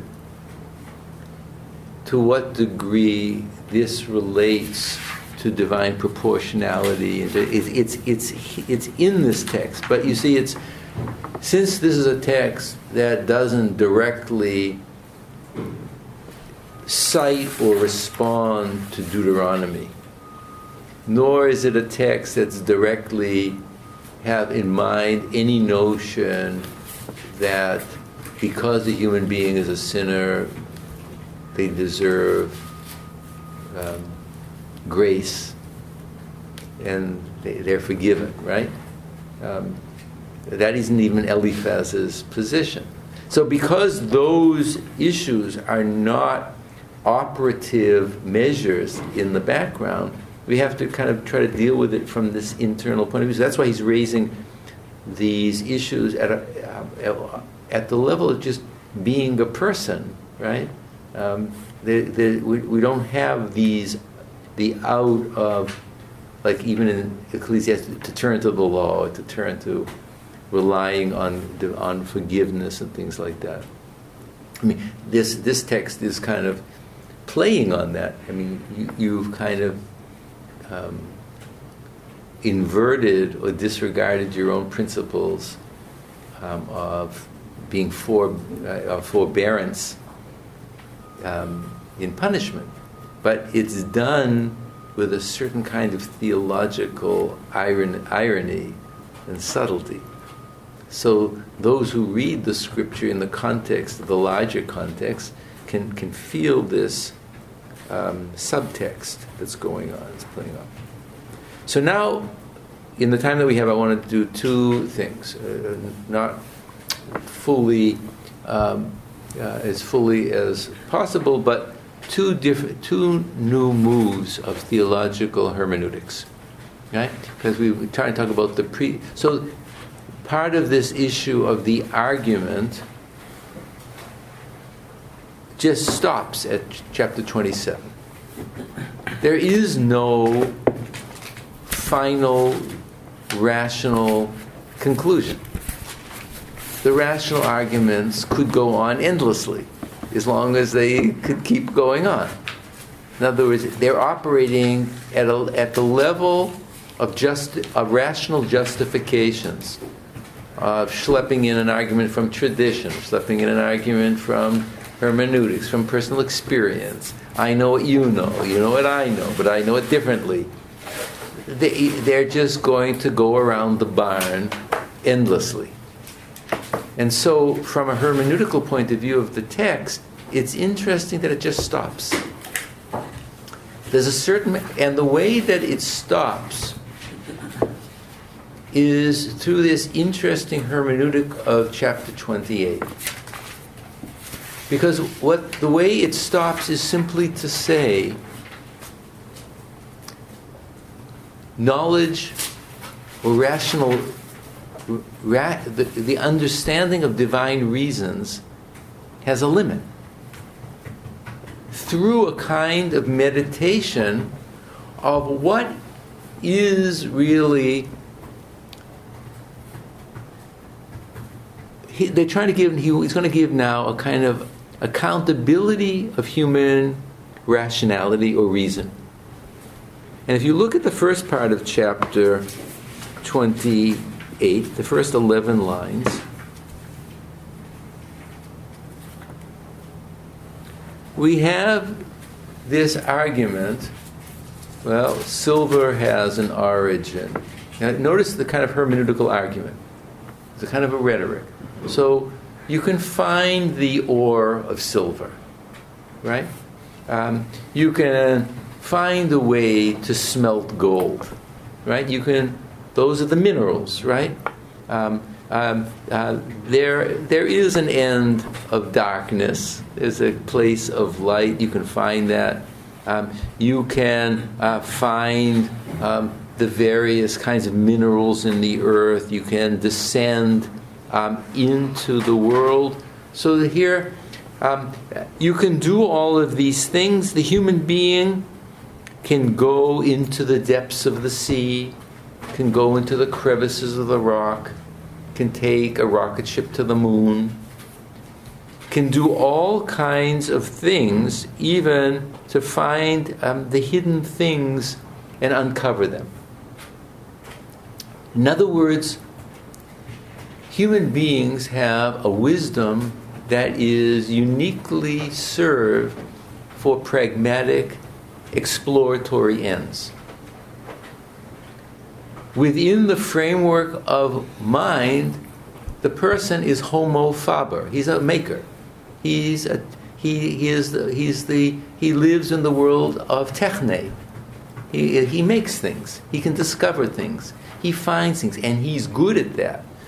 the things on the earth, the things that are part of the created world, people can explore. And they can not only explore them, they can transform them, right? So people, a person can be a scientist, right? You find the elements and you can transform the elements. It's not just like I'm limited to the created world, but I can reassemble the created world. I can smelt things, right? I can produce new things out of metal. I can find the hidden ore. I can put things together. I can take God's creation and do all kinds of things with it. But that is human beings with their ordering mind of techne. They have a technical capacity. They're doers within the framework of that created world, right? So there are these things that you can discover.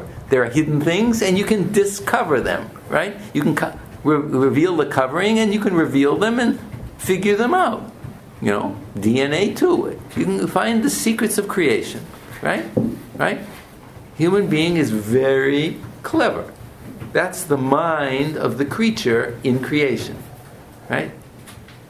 But, verse 12. Now, notice how the theological rhetoric goes. But, because verse 12 is playing off of, there is a motza, a place where silver can be found. But now in verse 12, but where can chokhmah, where can wisdom, Sophia, where can knowledge be found? In other words, we use, it's not just a kind of a Platonic argument, right? But you use wisdom, but where is the idea? Where is the divine dimension called wisdom? Where do you find that, right? And where is that thing? Is it a substance? Where is that thing called bina, understanding? Right? We use it, but we use it in an applied way. But where is its source, right? So a person can't evaluate that. Now, you can't. How would you ever get to the source of mind? Or the wisdom that you use, what is its ontological character? Right? Now, Plato could say that it is an ideal form, right? And the Kabbalah or mysticism might say that it's some kind of an ontological or Neoplatonic, it's a structure in the depths of divine being. But that's an ontological structure somewhere else, right? That is the source, maybe out of, Proverbs 8 will say, because it's struggling with the same question, right? Proverbs 8 is answering, verse 22 and following, is answering the question, right? God created Chokhmah at the beginning of the creation, right? The whole totality of God or God's creation transcends Chokhmah infinitely. God creates a Chokhmah or wisdom at the beginning for the sake of the created world. He does it through Chokhmah. He creates the world through Chokhmah, through wisdom, but it is even transcendent to the world, right? Its meaning is way transcendent to the way Chokhmah or wisdom or Sophia enters the world, so that it can be the ground of rational or meaningful order. Right? There is wisdom in the world, what we might call scientific order, reason, balance, whatever we might call the different orders of chokhmah, of wisdom in the world, right? Different orders of rationality, different orders of scientific wisdom. There's a mathematical dimension, there's a physical dimension, there may be all kinds of micro dimensions, and they're part of this chokhmah that God has created. And it has produced all of this remarkable things in this world, the wisdom of the plant, right? But where is wisdom? God created the wisdom of a certain type for this world, right? Right? Proverbs 8:22 is saying that wisdom is with me for the sake of the creation of this world. But the wisdom that's with God, for the sake of God, it might be a totally different order of wisdom. Right? There is, and we attach ourselves to try to figure out with our mental wisdom things in the world. Right? So he says, where is it? A human being can't evaluate it and can't find it in the land of the living. Right? Because you can't get out of yourself to see it as something outside of yourself. Right? God doesn't reveal wisdom as some kind of a hypostasis. Maybe mystics want to get to that state, but even the mystics would say it's beyond the ken of even mystics. Certainly in Jewish mysticism, you can't get to that point. Right? It's only there by tradition. We don't have any experiential knowledge of it. Right? So to whom the depths say, well, it's not in me. I mean, I'm a manifestation of it, but it's not in me. Right? And Yam says, it's not in me either. Right? Notice the kind of theological rhetoric that's going on. I'm full of wisdoms, but it's not in me. I'm a manifestation of divine wisdom, but it's not in me. Right? And he goes on, and then in verse 20. So where is wisdom to be found? Where is the source? It is hidden, 21, from the eyes of every mortal. Because you can't get out of your mind to think mind independent of mind. You can't get out of wisdom to think wisdom independent of wisdom. You're stuck in the structure of the thinking of the wisdom that you could ever know. Right?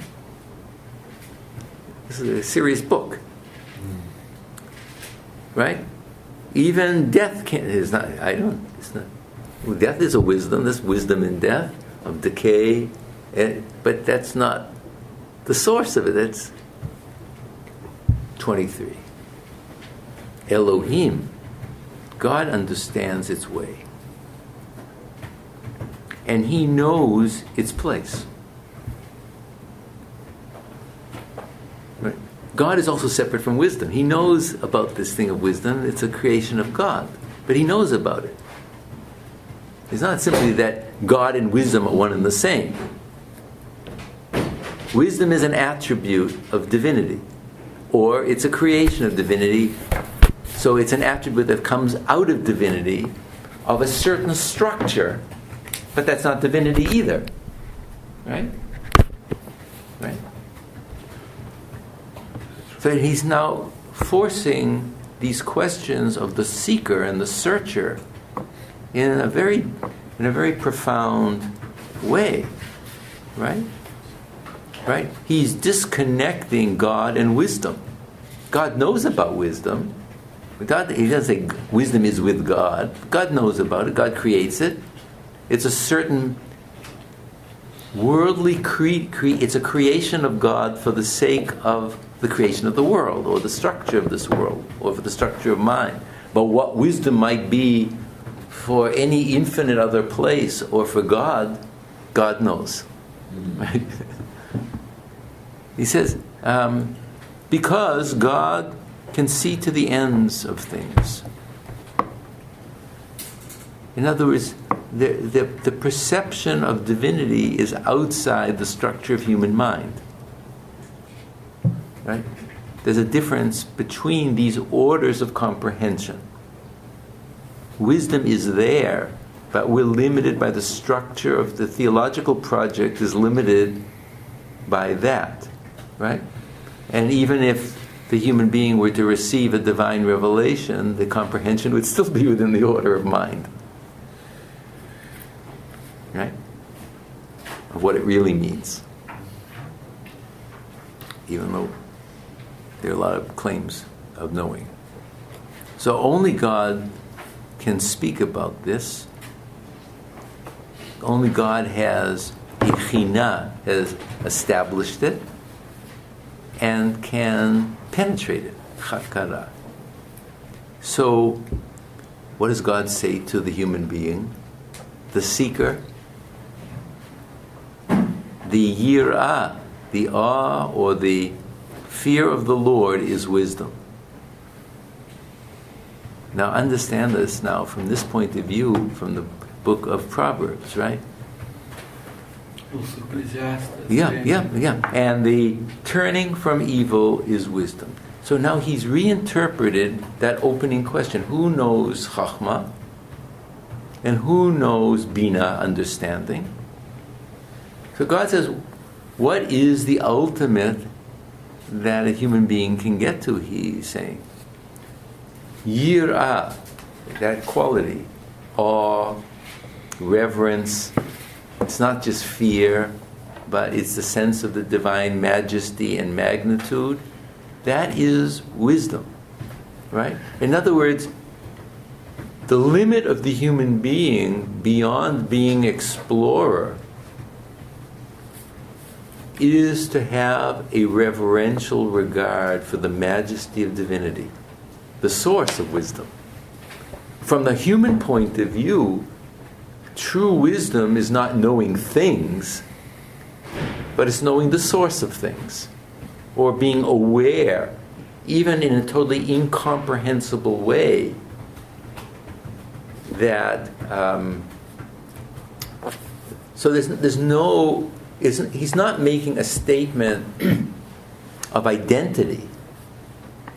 I don't think that reverence for God is wisdom. They're not the same thing. But reverence for God breeds a spiritual attribute of wisdom, or the attribute of the fear of God inculcates a certain wisdom. Right? I'm not sure the best way to interpret this. I mean, people take this as a platitude, but if you want to try to penetrate it, you want to ask yourself what the hermeneutic of this theology really is. Right? What is he really asking? He's not saying that the two things are equivalent. He's saying that they're correlated. And then the question is, what is the nature of this theological correlation where a certain reverential regard for the majesty of God is the limit of human wisdom? Not techne, but real wisdom. At the religious level, and turning from evil is understanding. So we have this now recurrence of the opening phrase of the book of Job, right? Where this issue of reverence and turning from evil has been mentioned, but now it's resituated cognitively in a certain spiritual disposition, right? The disposition of reverence is the ultimate wisdom. The disposition of disregarding or turning away from evil is the ultimate understanding of things, right? So there is a kind of theological orientation of transcendence, and then there is what do you do in the immanent world. And in terms of seeking wisdom, it's different than seeking how to do things, right? But it's trying to understand that the source of wisdom is so transcendent and ultimate that one has to place that in one's mind as a first order consciousness. And only then do you act both reverentially towards God or respectfully towards humans in a different way. So this is not, in other words, we're talking about what is the limit of the rational person on earth, not the person who's received a revelation from beyond of a divine teaching, right? Oh, the question is, who is saying the Vayomer? This is God says this, right? There's a kind of, it's an interesting statement, right? It's a divine teaching that is a revelation. It's not a revelation, right? Right? It doesn't present itself as a revelation, but it is God who is the speaker of this. Or is it wisdom that's saying this? I don't. But the speaker of verse 28 is communicating this new orientation of consciousness. So we now have a radical attempt of a new type of humility. Right? There's a new humility that's being demanded of the seeker Job, right? Where it's not just a matter of what's true to my experience. That all may have a lot of validity within that order of argumentation. But that, from a certain point of view, that seeking out of arguments is like trying to find the ore in the stone. You're trying to do the best you can, right?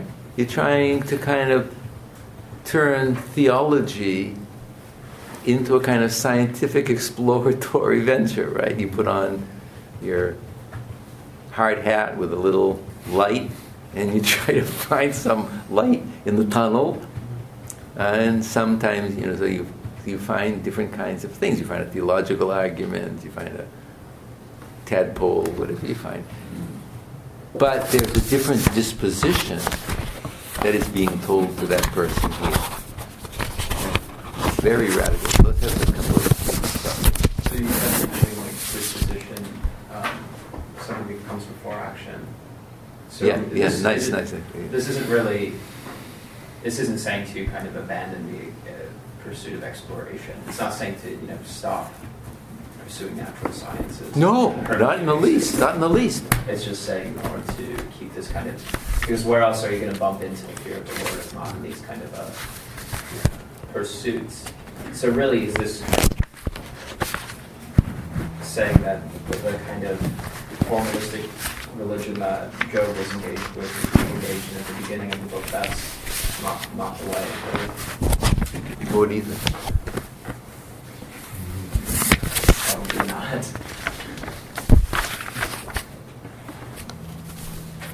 Because I think that I think part of this is to put things into a certain perspective and proportion, right?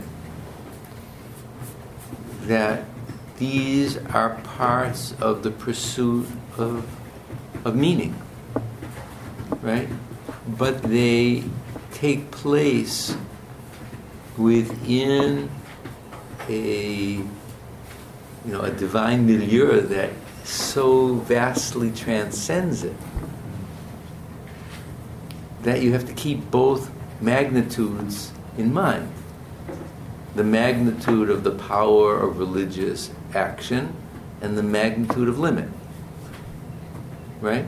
So it's not saying that what he was doing or what he was feeling is improper, but he's trying to kind of shift the measure, shift the types of magnitude and to put them into correlation, right? That religious practice that he was doing should not be blown into the proportion of cosmic truth, right? It's given to him, even it might be divinely given to him, but it's taking place within a much larger order that transcends human mind and understanding, right? Even if that was given to him, which is, in this particular, we don't know what that order of his ritual was, right? But even so, we might say it's given for the good of the person to do, But when there's dissonance, you have to keep your understanding of this in a certain kind of proportional context.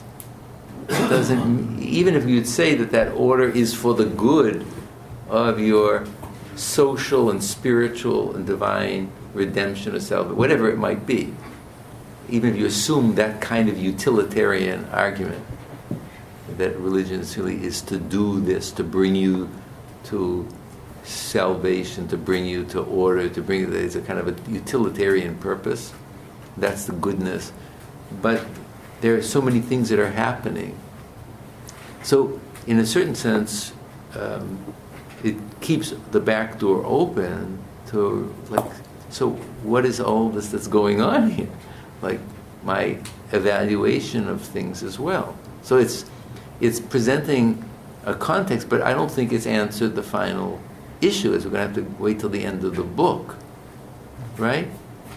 Because it still keeps open all the problematics of what he's feeling. Even if I have this larger proportion, I'm still wondering the sense that it's making, even within my lack of knowledge, right? It hasn't deprived me of the struggle to make sense. I just have to keep that in a certain proportion. But that doesn't mean that the argument for making sense has been totally undercut. So I don't think it's the end of the matter. You could say that it is, or you could say that it's an attempt to kind of do an end run around the whole problem.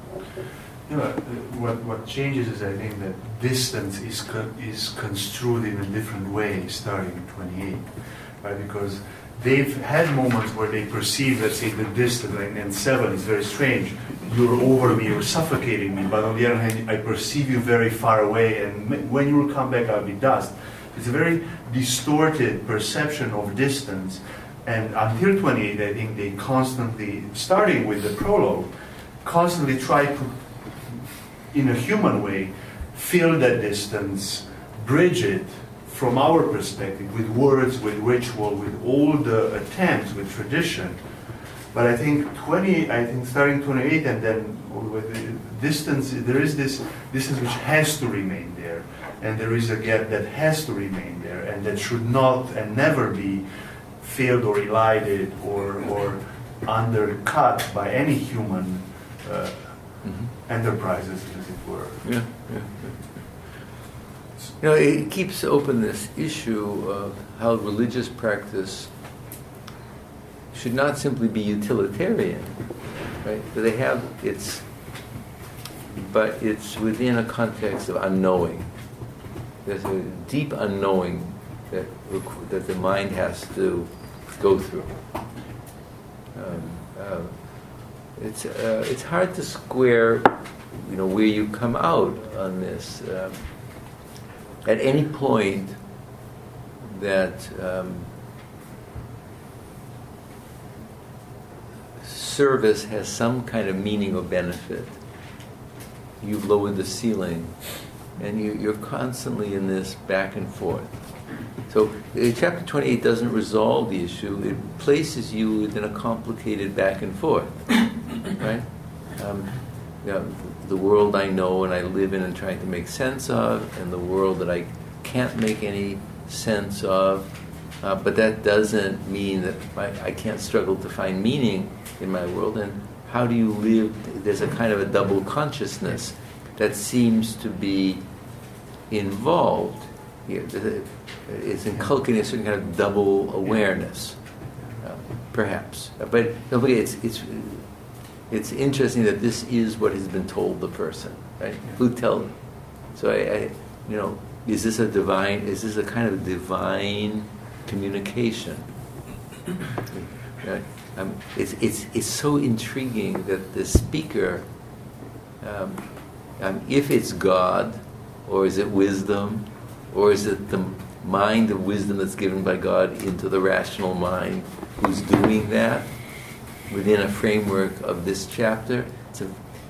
It's a brilliant ambiguity of the Hebrew that doesn't nominate the speaker, right? Because you don't know whether it's the wisdom that would be mental intuition, or the wisdom of inference, or the wisdom of a divine teaching, or the divine teaching that's mediated by a perception of wisdom, right?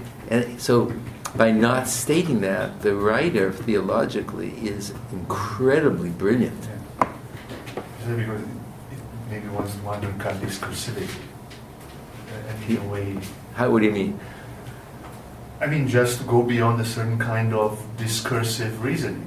Right, And which like discursive and hermeneutical, which happened all the way, because until 28 it's all about hermeneutic and discursive attempts to fathom and to understand, and they end up refined all the time, and so distance becomes refined. Yeah. And that's why I think this is what it's trying to go beyond discursivity to just, or somehow problematize it in order to avoid this constant reification, which to reify the distance, or reify the divine, or reify even his own suffering. Right. Anybody else? Yes, Steve? I think it's redefining the fact that it's using the same language that occurred in the beginning seems to me to be showing a development. And the development that they are showing is that the initial perception that he had of what it was to be fearful of God and to turn away from evil has now taken on a new dimension. The new dimension that it has taken on is the unknowability of the divine, and that inherently changes his perception of what that ritual was initially. So that there is a theological hermeneutical development here that, in my view, precurses the ending. That inherently at the ending, I think we get a concept that you can't know. Were you there when the world was created? Were you there from the beginning? And I think what it is saying here is take that initial thought you had, Job, and change it to have a different perspective of the infinity and the non-knowing. And the very languages that you used before is now redefined. Nice. But still have fear. What did you say? No, what did you say? You don't want to say it. Okay. Say it in Russian. That's true. Okay. So we have about 10 minutes. I think we're going to have to wait for the conclusion for next week. But I do want to do one other thing. Before we get, I want to do a prequel to the conclusion. And that's the Speeches of Elie.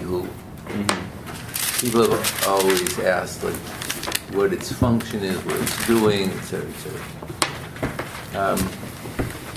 And many years ago, a person by the name of Herbert Fingeret wrote an essay, and he wanted to give the claim that Elihu, before the ending, is trying to indicate to Job that God has actually answered him, but he wasn't attentive to it. He wasn't attentive to it. He didn't hear it. In other words, it's not as if this claim that God wants a mediator, he wants an arbiter, someone who can kind of judge this from an independent point of view, which is one of Job's claims in the argument, that God's not going to listen to him, but maybe if we get a divine mediator, he'll come in and he'll kind of assess the situation, God will listen to that person, and so on. But the argument is going to be, is there some kind of communication that appears that may have been occurring that Job wasn't attentive to? So I want to just suggest about three of them. It's not an absolutely conclusive argument, but it's an attempt to deal with the question, what is the function of the Elihu speeches as a bridge? If we've come to the end of arguments, and then you have chapter 28, part of the question is if this is kind of a filler or a fourth person who's come in and Like, so is there anything more cognitively that's being added here before the divine voice from the worldling? Right? And at least that's the attempt to kind of make sense of that. So I want to just point to three issues. One is chapter 33, verses 14 and following up through verse 19. So he says, God has been speaking to a person, and he communicates to a person in several ways. In verse 15, through dreams and visions of the night, when a person falls into deep REM, right? Tardema, when he falls into a kind of a deep REM, and he is, there's thought that's at a different order in the mind. Right? That's what he's saying. Az yigaleh ozen. Then, if a person is attentive, God speaks to that person, and he tries to communicate.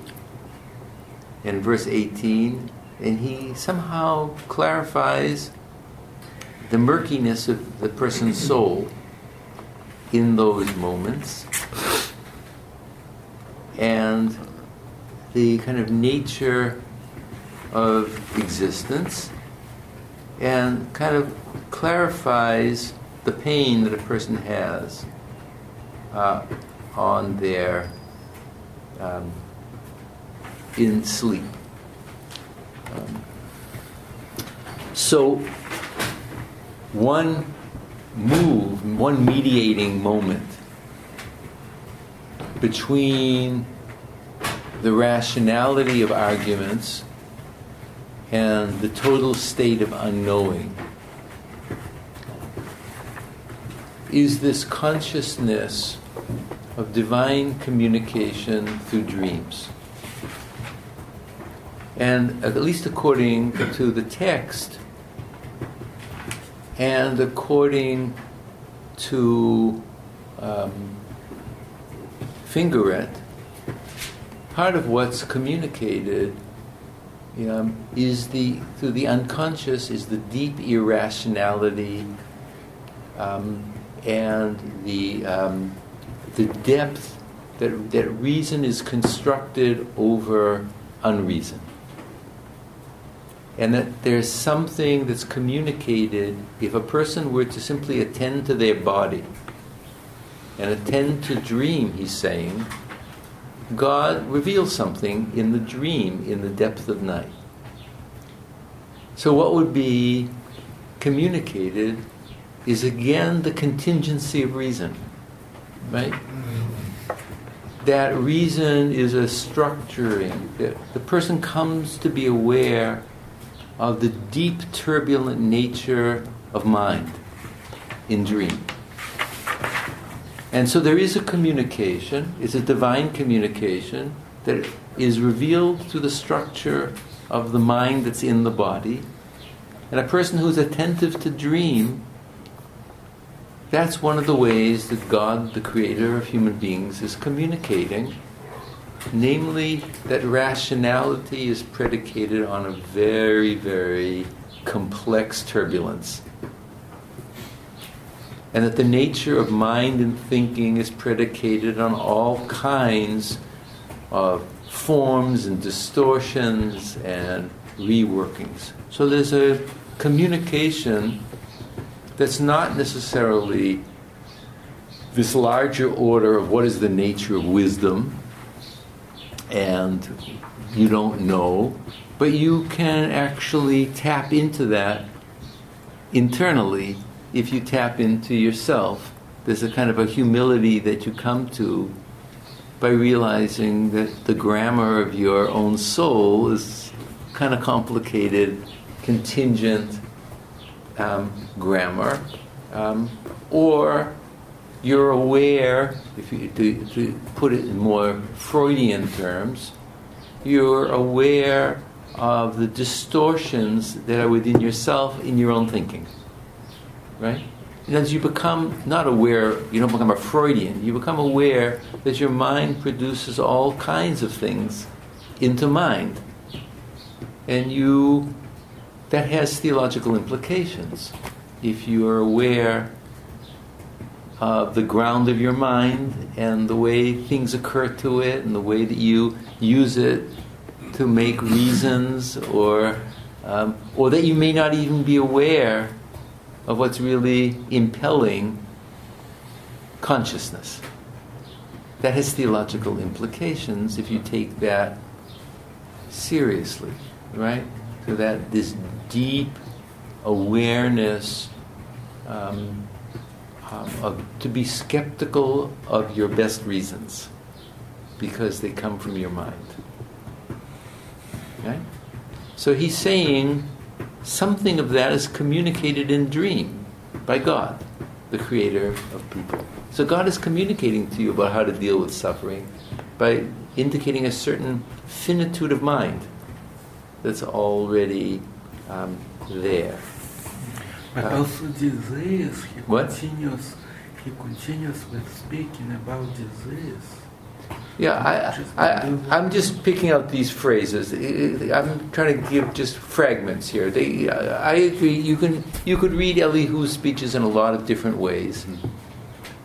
This was just a very interesting attempt to kind of isolate several moments in the speeches which may hint that there are other forms of communication that we as readers or we as people want to be aware of. That are different from the rational arguments or divine arguments, right? There's something in the very structure of mind and body. And now just take a look at 35. 35, 5 to 9.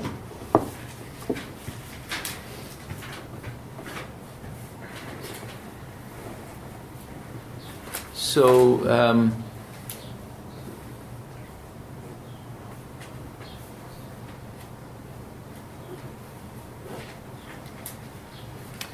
there is this statement by Elihu that is, in a certain sense, overturning that language that Job had used. If I have sinned, what have I done to you? He's saying to him, if you've sinned, how have you affected God? If you have many sins, what does it affect Him? And even if you're righteous and you're justified, how does that affect God? That a person like yourself has to deal with these issues of your own sin and your own justification. So what he's trying to indicate that at a second level, the human being has to come to terms with the tragedy of being in an existence that what one does is not affecting God, and you have to kind of deal with the limitations of understanding of what's happening to you from your own perspective. It's not affecting God, but he's saying if you widen your horizon, there is this other notion. And then the other passage in 37:15 and following,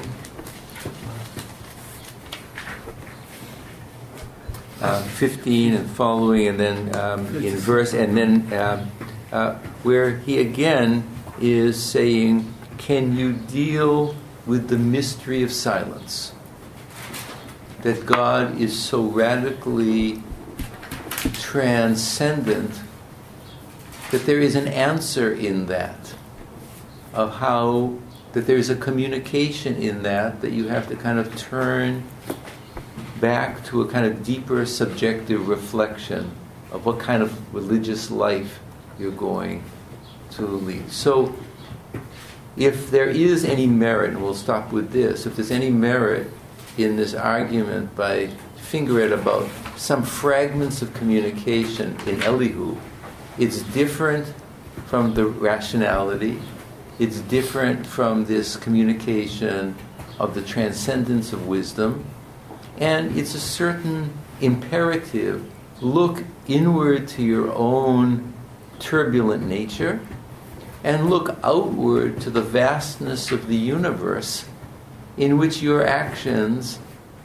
should not be construed as having any effect upon God.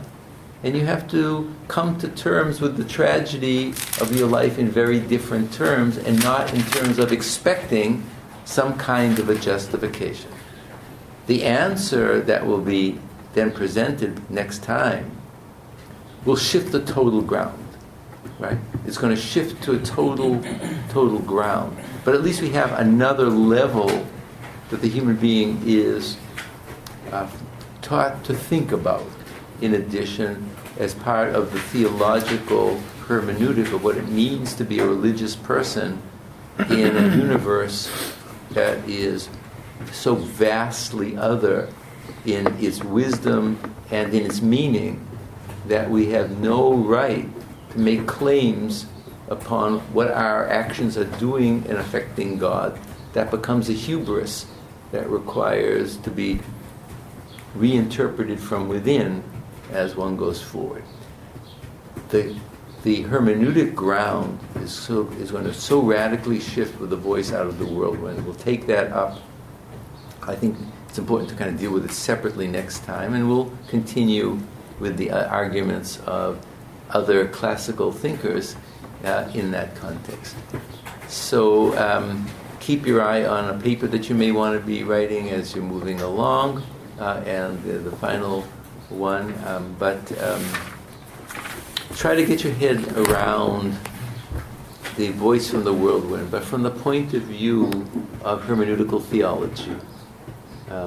Like what is in fact going on here from a theological point of view? And then if you want to ask the larger question, which you can't avoid, is how is this embedded in Scripture itself? Right? In what way did the redactors of Scripture feel that this text, which seems to be a countercurrent, what is its theological value for religious consciousness in a Scripture that is moving, seems to have other kinds of theological claims and teachings? All right, let's take a breath and go smell the good air. I think that will do us all some good. The air without thought. I sent you a poem exactly some about commentators. I want a statement.